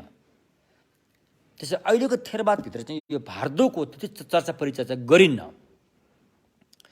तर थेरवाद सिस्टममा भारदो बारेमा त्रिपिटकभित्र भारदो बारेमा चर्चा हुँदै नभएको भन्न चाहिँ अलिकति नमिल्ला कि जस्तो लाग्छ। किनभनेदेखि कतिपय ठाउँमा यी कुराहरू आउँछन्। किनभने सङ्घरत्नको कुरा गर्दाखेरि श्रोतापन्न, सकृतागामी, अनागामी र अरहत्त भन्ने हुन्छ। त्यो अब अनागामी श्रोतापन्न सकृत अनागामी, सायद अनागामी भित्र पर्छ होला। अनागामी भित्र चाहिँ एउटा क्लास चाहिँ कस्तो हुन्छ भन्दाखेरि अन्तरामयी परिनिर्वाही भन्ने हुन्छ। अन्तरा परिनिर्वाही, अन्तरा परिनिर्वाही, अन्तरा भावबाट गएर निर्वाण प्राप्त गरेर अरहत्त हुने भन्ने हुन्छ के अरे। अब त्यो चाहिँ अहिलेको हिसाबले कसरी थेरवाद सिस्टम अनुसार कसरी व्याख्या गरिन्छ मलाई थाहा भएन, तर यता हामीले बुझेअनुसार चाहिँ अन्तरा परिनिर्वाही भनेको चाहिँ अन्तरा भाव भारतोबाटै त्यही अरहत्त प्राप्त हुने भन्ने कुरो हो त्यो। त्यस्तो अब मिलिन्द प्रश्न उत्तरमा पनि त्यस्तो कुराहरू उल्लेख गरेका छन् कि आमाको गर्भवास हुनलाई के कति कुराहरू चाहिन्छ भन्दाखेरि त्यहाँ एउटा चाहिँ गन्धर्वको उपस्थित हुनुपर्छ, गन्धर्वको उपस्थित हुनुपर्छ अरे, तब मात्रै पेटमा बच्चा बन्छ अरे।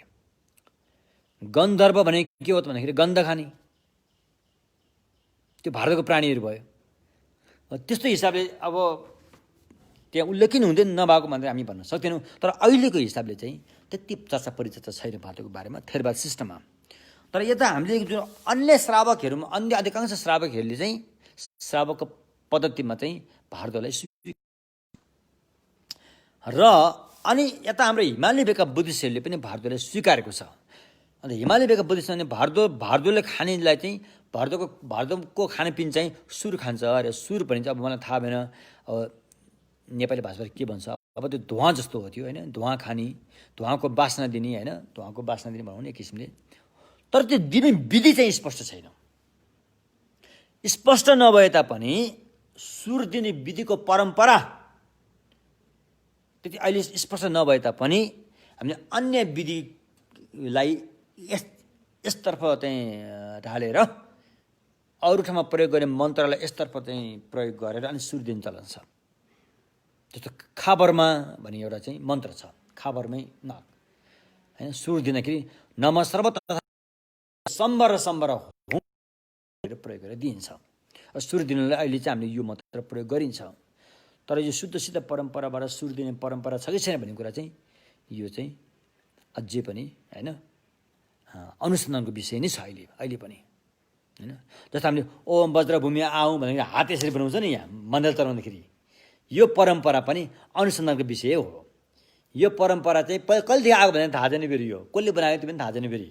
औँला उठाएर मण्डल चलाउने परिवार यो परम्परा चाहिँ कसले बनायो थाहा छैन फेरि होइन। अब अहिले हाम्रा गुरुहरूले पनि यसो गर्नुहुन्छ, केही गुरुहरूले गर्नु हुँदैन। अब हामीलाई ज्ञान सिकुने हाम्रा गुरुहरू जुन यी शाक्य ऋषिहरूले चाहिँ यसो औँला उठाएर गरेको हामीले देखेनौँ र अन्य परम्पराका गुरुहरूले चाहिँ गर्नुहुन्छ। यो राम्रो पनि देखिन्छ, कस्तो राम्रो हातमा केही छैन माला भए पनि राखेर गरिन्छ। तर कोही आएर यो औँला उठाउने परम्परा कसरी आएको त भनेर खोज्ने हो भने फेरि गाह्रो छ यो। जस्तो हामीले चोपा भनिन्छ। चोपा भनेको चाहिँ शस्त्रार्थ गर्ने, एज ए डिबेट गर्ने, शस्त्रार्थ गर्ने। शस्त्रार्थ भनेको चाहिँ आफ्नो अरूको मतको खण्डन गर्ने, आफ्नो मतको प्रस्तुत गर्ने, आफ्नो मतमा अरूले लगाएको आक्षेपलाई हटाउने, त्यसरी शास्त्रार्थ गर्ने हुन्छ। अब हिमालय भेगमा शास्त्रार्थ गर्ने शैली कस्तो भयो त? शास्त्रार्थ गर्दाखेरि अलिकति जोस जाँगर आउँछ। सुरुमा आउँदैन, सुरुमा बिस्तारै गर्छ। जब त्यहाँ प्रश्न उत्तरको चर्के परेपछि जोस जाग्छ। जोस जागेपछि कानमा राखेको पछ्यौरा पनि तल ल्याएर के अरे कम्मरमा चाहिँ पोटुका सर बाँधिन्छ र अहिले माला चाहिँ देब्रे हातले जपिन्छ। शास्त्रार्थ गर्दाखेरि माला चाहिँ दाहिने हातले जपिन्छ। जसरी चन्द्रेश्वर भगवानले दाहिने हातले माला जप्नु भएको छ, त्यस्तै शास्त्रार्थ गर्दाखेरि पनि माला चाहिँ दाहिने हातले जपिन्छ।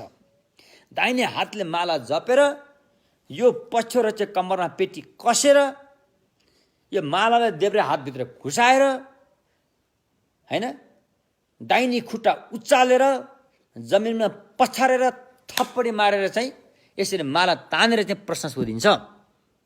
यो परम्परा कसरी आयो त? यो यहाँ पनि प्रश्न छ। त पछि आएको परम्परा भन्दैमा त्यसलाई नकार्न अलिक मिल्दैन, कतिपय मिल्दोजुल्दो कुरा लिनु पर्यो। यो परम्परा पछि आएको हो तर यसलाई स्वीकारियो, विद्वानहरूले यो शैलीले स्वीकारियो। त्यस्तै मण्डल पनि त्यस्तै होला, अब कुनै बिचबाट पसेर आयो होला, राम्रो लाग्यो, स्वीकारियो हैन। तर हाम्रो गुरु झ्यामे खिन्ची छुकी लोट्यो भन्नेले उहाँले बताउनु भएको, अरे हामीले त उहाँलाई जिउँदो दर्शन गर्न पाइनँ। उहाँ कति 50 कति समथिङमा उहाँ चाहिँ बितिसक्नु 60-50 भनेको छ, उहाँ चाहिँ बितिसक्नु भएको थियो भनिन्छ। तर हाम्रो गुरुले चाहिँ सुन्नुभएको रे, परम्परा चाहिँ कुनै एकजना लामा गुरुले चलाएको हो रे, बिचबाट चलाएको हो रे। यो परम्पराको चाहिँ त्यति स्रोत मान्ने योग्य स्रोत त्यति छैन भन्ने जस्तो कुराहरू भयो। त्यसैले हामी चाहिँ यो मण्डल गर्दाखेरि हात औँला उठाउने चलन त्यति किन होला भन्ने प्रश्न सोधि, किनभने अब उठाइसकेपछि मान्छेले प्रश्न सोधेपछि उत्तर पनि दिनु पऱ्यो। अनि उत्तर दिने नभएकोले बरु नगरेको राम्रो भनेर बरु पहिले औँला नउठाइदियो भने सोध्ने कुरा पनि आएन त्यहाँ। जसले औँला उठायो उसलाई त सोध्नु पनि पऱ्यो, यो कसरी आयो यो परम्परा, औँला उठाउने परम्परा कसले सुरु गर्यो यो मण्डल चलाउँदाखेरि भने त सोध्न प्रश्न त आयो नि त्यहाँ। आएपछि त उत्तर पनि दिन सक्नु पऱ्यो। ठुल्ठुलो विद्वानहरूले पनि गर्छन्, यो उठाउँछन्, ठुल्ठुलो विद्वान उहाँले पनि उठाउनु भएको छ, यो गर्नुहुन्छ यो हैन। यसो उत्तर पनि होला, तर मैले चाहिँ अहिलेसम्म सोधेको छैन। यदि मलाई कसैले सोध्छ भने मेरो उत्तर छैन यसको, किनभने म त्यो खासै गरिँदैन, अनि त्यति उत्तर पनि दिने त्यति ऊ पनि भएन हो। त्यो अब यो शास्त्रार्थ गर्दाखेरि चाहिँ पक्ष र कम्मरमा बाँधेर चाहिँ माला दाहिने हातले जपेर देब्रे हातमा घुसाएर थप्पडी मारेर चाहिँ दायाँ खुट्टा चाहिँ जमिनमा पछाएर बजारेर चाहिँ प्रश्न सोध्ने तरिका चाहिँ यो पहिले नालन्दा विश्वविद्यालयको तरिका होइन, यो नेपालको तरिका पनि होइन। यो भोटको विद्वानले निकाल्नु भएको तरिका हो।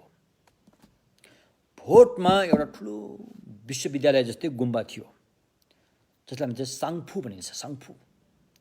साङफू भन्ने ठाउँमा चाहिँ धेरै विद्वानहरू, अधिकांश विद्वानहरू त्यहीँ गएर पढ्नु भएको रहेछ पहिला हो। त्यहाँको एउटा चाहिँ एकदमै ठुला विद्वान चाहिँ छ्यापा छुकी सिङ्गे रे। छ्यापा छुकी सिङ्गेले यो परम्परा सुरु गर्नुभएको रे भनेको मैले सुनेको हैन। पछि आएर साख्या पण्डितहरूले पनि राम्रो छ, यो एकदमै राम्रो लाग्यो भने उहाँहरूले पनि स्वीकार्नु भयो, अन्य विद्वानहरूले पनि स्वीकारे यसलाई हैन। अहिले पनि शास्त्रार्थ गर्दाखेरि हिमाली भेगको शैलीमा यसरी चाहिँ यही तरिका अप्नाइएको छ भने पहिला अनि इन्डियातिर नेपालतिर शास्त्रार्थ कसरी गर्दा भने उहाँ चाहिँ चुड्की बजाएर गरिन्थ्यो, चुड्की बजाएर प्रश्न सोधिन्थ्यो अरे, चुड्की बजाएर प्रश्न उत्तर हुन्थ्यो, न कि थप्पडी यसरी गरेर चुड्की बजाएर गरिन्थ्यो। अब अहिले त थाङ्गाहरूमा पनि जुन देश उही भेष भयो। यदि भारततिर त चुड्की बजाएर शास्त्रार्थ गरिन्थ्यो भनेदेखि अब अहिले धर्मकृत दिगनागहरू चाहिँ थाङ्गाहरू पनि थप्पडी मारेको छ, थाङ्गाहरू लेखिन्छ नि, त्यो सायद त्यो अलिक थपेको हो कि जस्तो मलाई लाग्छ, अलिक बुट्टा भरेको हो कि जस्तो लाग्छ मलाई। त्यसो भए कतिपय कुरा पछि आएको कुराहरूलाई पनि राम्रो छ भने लिनुपर्छ, राम्रो हो, त्यसले हानि पुर्याउँदैन, फाइदै दिन्छ भने लिनु पनि पर्यो हैन। यो कुराहरूलाई हामीले ख्याल गर्नुपर्छ, लिनु पनि पर्यो र आवश्यक परेको बेलामा उत्तर पनि दिन सक्नु पर्यो। फेरि लिने उत्तर चाहिँ दिन सकेन भने भएन नि त फेरि हैन। बाउले छोरोलाई छोरा चुरो सल्काएर ले भनेर छोरोलाई चुरो सल्काउन लग्यो, छोराले पनि चुरो एक दुई सरको तान्दै आयो, तानले मोरा बच्चा चुरो खान्छ बाउले, अनि अर्को मान्छे हेरेर छक्क पर्छ, अनि तिमी किन छोरालाई फेरि हेर न यो चुरो खायो भन्छ। अब यो उत्तर सही हो त? यो उत्तर सही त होइन। त्यसो भएको रे उत्तर पनि सही ढङ्गसँग दिन सक्ने छ भने त्यो कुरो लिनु पर्यो। यदि भोलि गएर त्यो उत्तर दिन नसक्ने अवस्था छ भने त्यो कुरो लिएर पनि त्यति फाइदा भएन यो। त्यसैले अनि आज हामीले चाहिँ यहाँ के चर्चा गर्दैछौँ त भन्दाखेरि शरणमा जानुभन्दा पहिला यी कुराहरू अपनाउनु पर्यो हैन। श्रद्धा, डर भए त्रासबाट, र अनि महाकरुणाबाट शरणमा गइन्छ।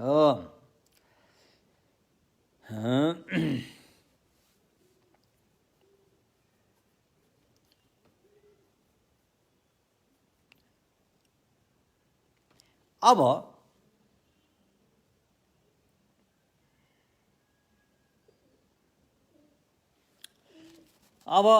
मैले अहिले पनि भनिहालेँ नि, त्रिरत्नकै शरणमा गए तापनि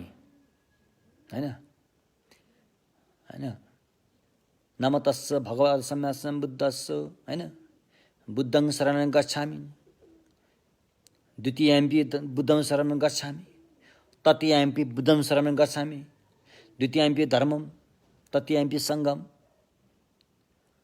होइन।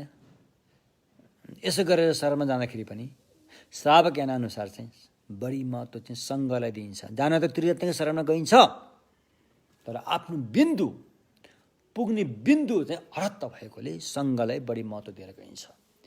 प्रत्येक बुद्धमा पुग्ने साधक साधिकाले पनि यसरी अभ्यास गर्छन्, त्रिरत्नकै शरणमा जान्छन्, बुद्ध धर्मसँगकै शरणमा जान्छन्, तापनि धर्मलाई अन्तिम बिन्दु मानेर शरणमा गइन्छ। किनकि प्रत्येक बुद्धहरूले चाहिँ प्रत्यत्य समुत्पातले अनुलोम विलोम अविद्याबाट संस्कार भयो भनेदेखि लिएर जन्मबाट जरा मरण भयो रे।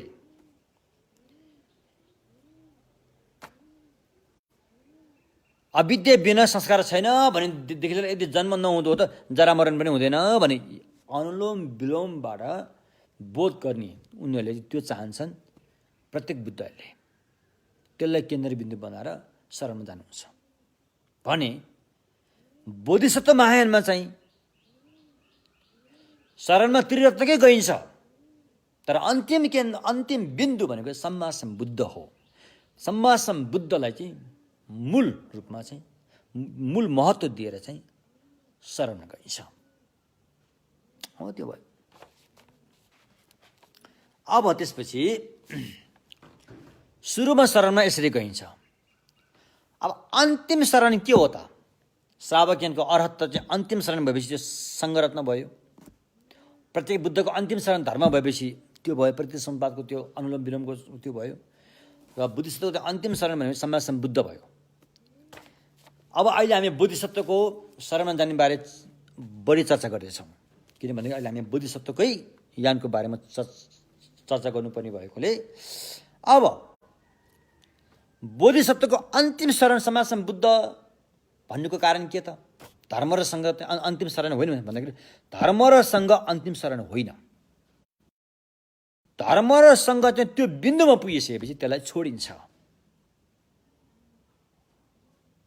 त्यस बारेमा यहाँ कुरा आउँछ। भगवान मैत्रेयले रचना गर्नुभएको 5 मैत्रीय ग्रन्थमध्ये अनि एउटा ग्रन्थ चाहिँ उत्तरतन्त्र भनिन्छ। तन्त्र भनेको मात्रै वास्तवमा यो चाहिँ सूत्रसँगै बढी अधिकांश सूत्रसँगै सम्बन्धित ग्रन्थ हो। यो उत्तरतन्त्र भन्नेमा चाहिँ अन्तिम शरण यो हो बोधिसत्वको भनेर कीर्तनका साथ भनिएको छ। त्यही कुरा चाहिँ अहिले हाम्रो सूत्र अलङ्कारमा पनि महायान सूत्र अलङ्कारमा पनि त्यही कुरा हो। त्यसकारण अब हामी धर्ममा शरणमा गच्छामी भनेको धर्म चाहिँ 2 किसिमका छन् रे। एक किसिमले र आगम धर्म र चाहिँ अधिगम धर्म रे। लुङ्गी छे त तोपी छे। आगम धर्म भनेको चाहिँ भगवानले चाहिँ देशना गर्नुभएको भगवानका वचनहरू, भगवानले बताउनु भएको भगवानका वचनहरूलाई चाहिँ आगम धर्म, यसलाई पनि धर्म भनेर नाम दिइन्छ। अधिगम धर्म भनेको चाहिँ त्यो भगवानका वचनहरूले के बतायो त, कुन विषयको बारेमा बतायो भन्दाखेरि त भगवानका वचनहरूलाई त्रिपिटक भनियो। त्रिपिटकलाई आगम धर्म भनियो। त्रिपिटकले के बताउँछ भन्दाखेरि शील समाधि प्रज्ञा बताउँछ।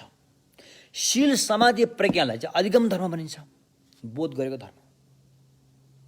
आगम धर्मको मद्दतबाट अभ्यास गरेर अधिगम धर्ममा पुग्यो, त्यो बोध भयो।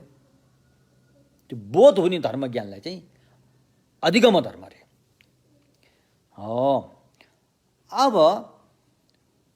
भगवानले बताएको आगम धर्म चाहिँ त्रिपिटक हामीले धेरैपल्ट चर्चा परिचय भइसक्यो नि है। विनय सूत्र अभिधर्म पिटक, विनय सूत्र अभिधर्म पिटक। विनयले के बतायो त? अनुशासनको बारेमा बतायो, त्यसलाई शील भनियो। अनुशासनलाई भगवानको भाषामा शील भनिन्छ। सूत्रले के बताएको त? भगवानले बताएको मेन कुराहरूलाई चाहिँ समेटेर बताउँछ। त्यो अधिकांश समाधि ध्यानको बारेमा बताइरहेको हुन्छ। अभिधर्मले के बतायो भन्दाखेरि सूत्रमै बताएको कुराहरूले अलि बृहत रूपमा व्याख्या गरेर बताउँछ। अभिधर्म भयो। अभिधर्मलाई कहिले माता पनि भनिन्छ, धर्मको माता पनि भनिन्छ। अनि त्यसले चाहिँ पुरै फाँट लाएर बताउँछ, फाँट लाएर के को बारेमा? प्रज्ञाको बारेमा बताउँछ। फाँट कसरी लाउँछ त भन्दाखेरि सानो उदाहरण है। अभिधर्मले कसरी फाँट लाउँछ भन्दाखेरि अहिले भर्खर तपाईँ खुसी हुनुभयो, राम्रो परिस्थिति मिल्यो, सगुनहरू पनि मिल्यो, भने जस्तो कुरा पनि त्यहाँ मिलिरहेको छ भने तपाईँ खुसी हुनुभयो। ठिक त्यसपछि केही क्षणमै त्यहाँ तपाईँसँग नमिल्ने कुराको सामना गर्नु पर्यो। तपाईँसँग नमिल्ने कुरा जब तपाईँको अगाडि आइपर्छ, भइपरि आउँछ, तपाईँ बेखुसी हुन्छ। अहिलेको खुसी उड्यो, बेखुसी आयो र त्यो एकै छिट्टै भइरहेको हुन्छ होइन, धेरै समय नबित्दै त्यो भइरहेको हुन्छ। त्यो घटनाहरू घट्न सक्छन्। अहिले भर्खर खुसी, तुरुन्तै बेखुसी। अब यो कुरालाई अभिधम्मले कसरी फाटाउँछ त? खुसी भएको चित्त, चेतना र बेखुसी भएको चेतनाको दूरीमा त्यो बिचमा कतिवटा चेतना गयो त? कति लाख, कति करोड चित्तहरू त्यहाँ पास भयो त? यो सबै फाँट लाउँछ अभिधम्मले। त्यसमा अभिधम्मले चाहिँ प्रज्ञाको बारेमा बताउँछ। शील समाधि प्रज्ञालाई चाहिँ के भन्यो त? अधिगम धर्म, बोध गर्ने धर्म। जुन शील समाधि प्रज्ञाको बारेमा जुन भगवान बुद्धले देशना गर्नुभएको, बुद्धद्वारा देशित शब्दहरू, वचनहरू छन्, त्यसलाई चाहिँ आगम धर्म भनियो। एवं प्रकारले अब एक किसिमले आगम धर्म, अधिगम धर्म भन्ने शील समाधि प्रज्ञा अधिगम धर्म त हो, त्यति मात्रै अलिकति पुग्दैन। अधिगम धर्म भनेको चाहिँ अलि अगाडि गएर बुझ्ने हो भने चार आर्य सत्य मध्ये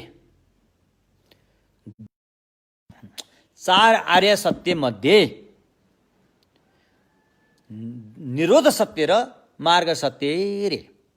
निरुद्ध भयो, दुःख पुरै टुङ्गियो।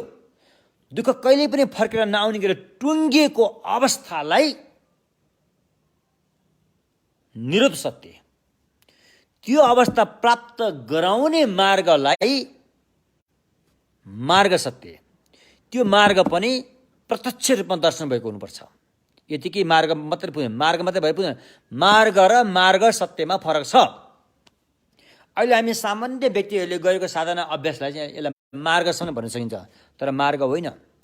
त्यो मार्गमा सत्य भने जोड्नको लागि त्यो विषयलाई प्रत्यक्ष रूपमा दर्शन पाउनुपर्छ। कसरी? जसरी र स्वस्थ आँखा भएको मान्छेको हत्केलामा हर्रोको दाना राख्यो भने उसले छर्लङ्गै देख्छ नि, त्यस्तै गरेर सत्यलाई उसले छर्लङ्गै दर्शन पाएको हुनुपर्छ। मार्गलाई छर्लङ्गै दर्शन पाएपछि त्यो मार्ग चाहिँ के हुन्छ त? मार्ग सत्य हुन्छ। त्यसरी छर्लङ्गै दर्शन नपाउन्जेसम्म चाहिँ त्यो मार्ग मात्रै हुन्छ, न कि मार्ग सत्य। त्यसरी यहाँ पाँचवटा मार्ग बतायो नि हामीले।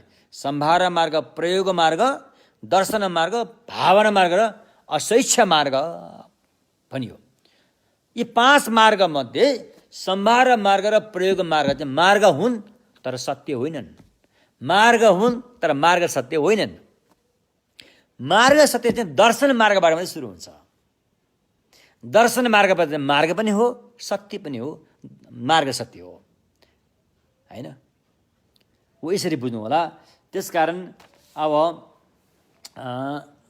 निरोध सत्य र मार्ग सत्य चाहिँ निरोध सत्य, निरोध मात्रै होइन कि निरोध सत्य, मार्ग मात्रै होइन कि मार्ग सत्य, यी चार आर्य सत्य मध्ये निरोध सत्य र मार्ग सत्य चाहिँ अधिगम धर्म हुन्।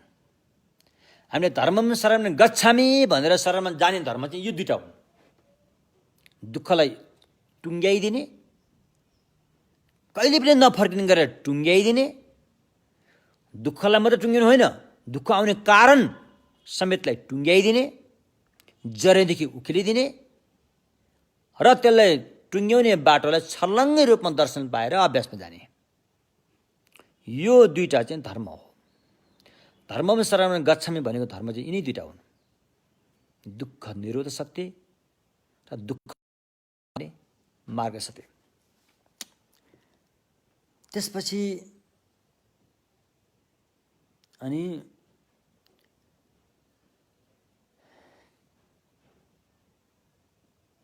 त्यसलाई प्रत्यक्ष रूपमा बोध गर्ने प्रज्ञाहरू, करुणाहरूदेखि लिएर सबै चाहिँ मार्ग सत्यमै राखिन्छ, हैन? अब यो बोधिसत्व ज्ञानको मार्ग सत्य कुन हो त भन्दाखेरि बोधिसत्व ज्ञानको मार्ग सत्य बोधिसत्वले नै सत्यको प्रत्यक्ष रूपमा दर्शन पाएको, त्यसलाई मार्ग सत्य भनिन्छ।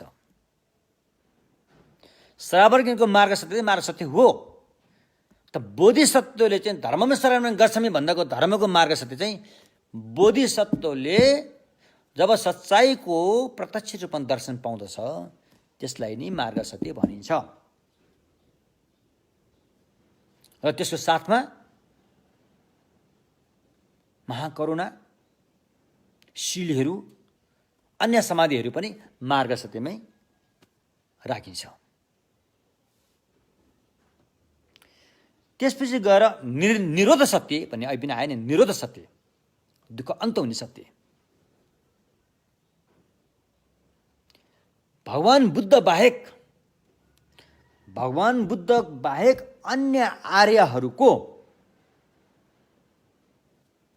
अन्य आर्यहरूले साक्षात गरेको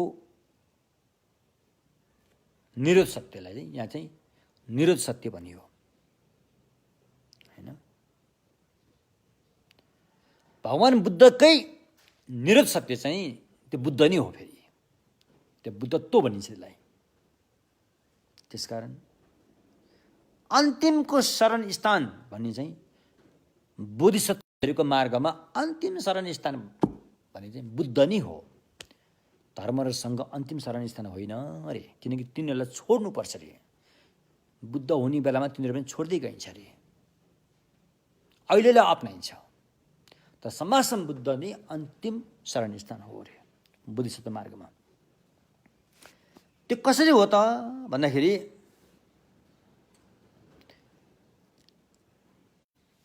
धर्मरत्न, बुद्ध रत्न, धर्मरत्न, सङ्घरत्न, त्रिरत्न भयो नि त।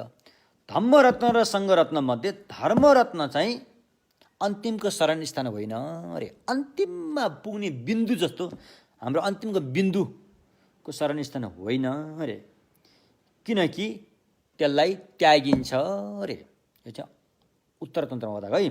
पङ्क्चर छुने लुए छिर मेछिर जिग्द चेपे छिर यसरी बताएको छ। त्यस कारण यो आगम धर्म पनि अन्तिम शरण स्थान होइन अरे। आगम के अरे यो धर्मरत्न पनि अन्तिम शरण स्थान होइन अरे।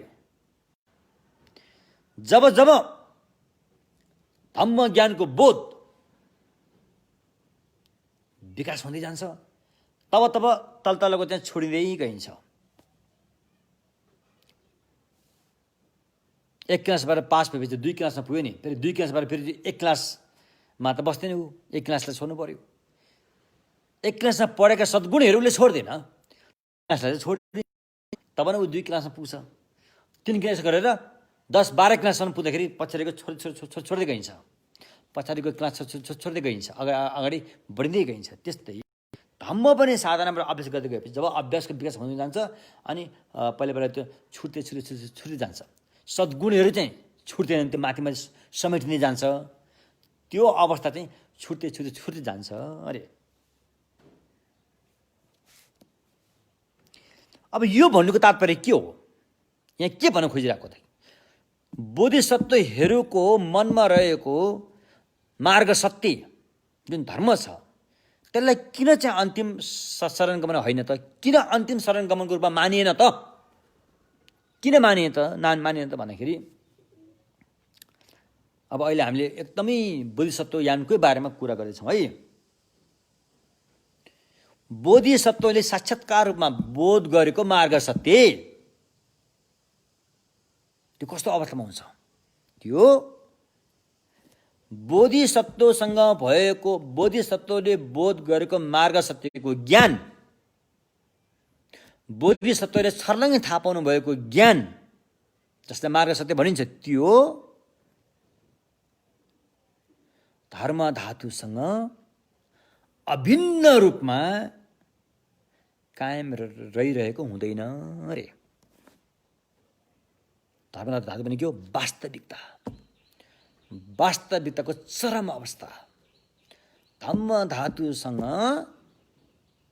अभिन्न रूपमा रहिरहने अवस्थामा पुगेको हुँदैन रे। बोधिसत्वको हृदयमा भएको मार्ग सत्य धम्म धातुसँग अभिन्न रूपमा रहिरहन सक्ने अवस्थामा पुगेको हुँदैन। जब त्यो अवस्थामा पुग्दैन त्यो त संस्कृत धर्म हो, त्यो त परिवर्तनशील हुन्छ, त्यो त बदलिने स्वभावको हुन्छ रे। जुन चिज बदलिने स्वभावको छ त्यसलाई अन्तिम शरण स्थान मान्न सकिँदैन। कुरो त्यो हो। यहाँ एउटा छल गर्छ भने शब्द पनि प्रयोग गरेछ, अन्तिममा त्यसले चाहिँ धोका दिन्छ भनेको कुराहरू भयो। धोकामा धोकै दिने त होइन, यो शब्द यहाँ प्रयोग भएको छ उत्तरतन्त्रमा। किनकि सम्यासम बुद्ध हुँदाखेरि त्यो बुद्धिसत्वसँग भएको जुन मार्ग सत्य छ नि त्यो चाहिँ छुट्छ अरे। हो त्यो भन्नु खोज्यो। त्यतिले यहाँ छल गर्छ भने अर्थ चाहिँ सम्मासम बुद्ध हुँदाखेरि आर्य बुद्धिसत्वसँग भएको मार्ग सत्य चाहिँ छुट्छ अरे। ऊ त माथि जानु पऱ्यो नि त्यही, त्यो खुड्किलोबाट माथिल्लो खुड्किलोमा बुद्धको खुड्किलोमा पुग्नु पऱ्यो नि, त्यो भयो। तर त्यहाँ प्राप्त गरेको सद्गुणहरू चाहिँ छुट्दैन फेरि, त्यो फेरि विकसित रूपमा माथि पुगिरहेको हुन्छ। त्यो अवस्था चाहिँ छुट्छ अरे।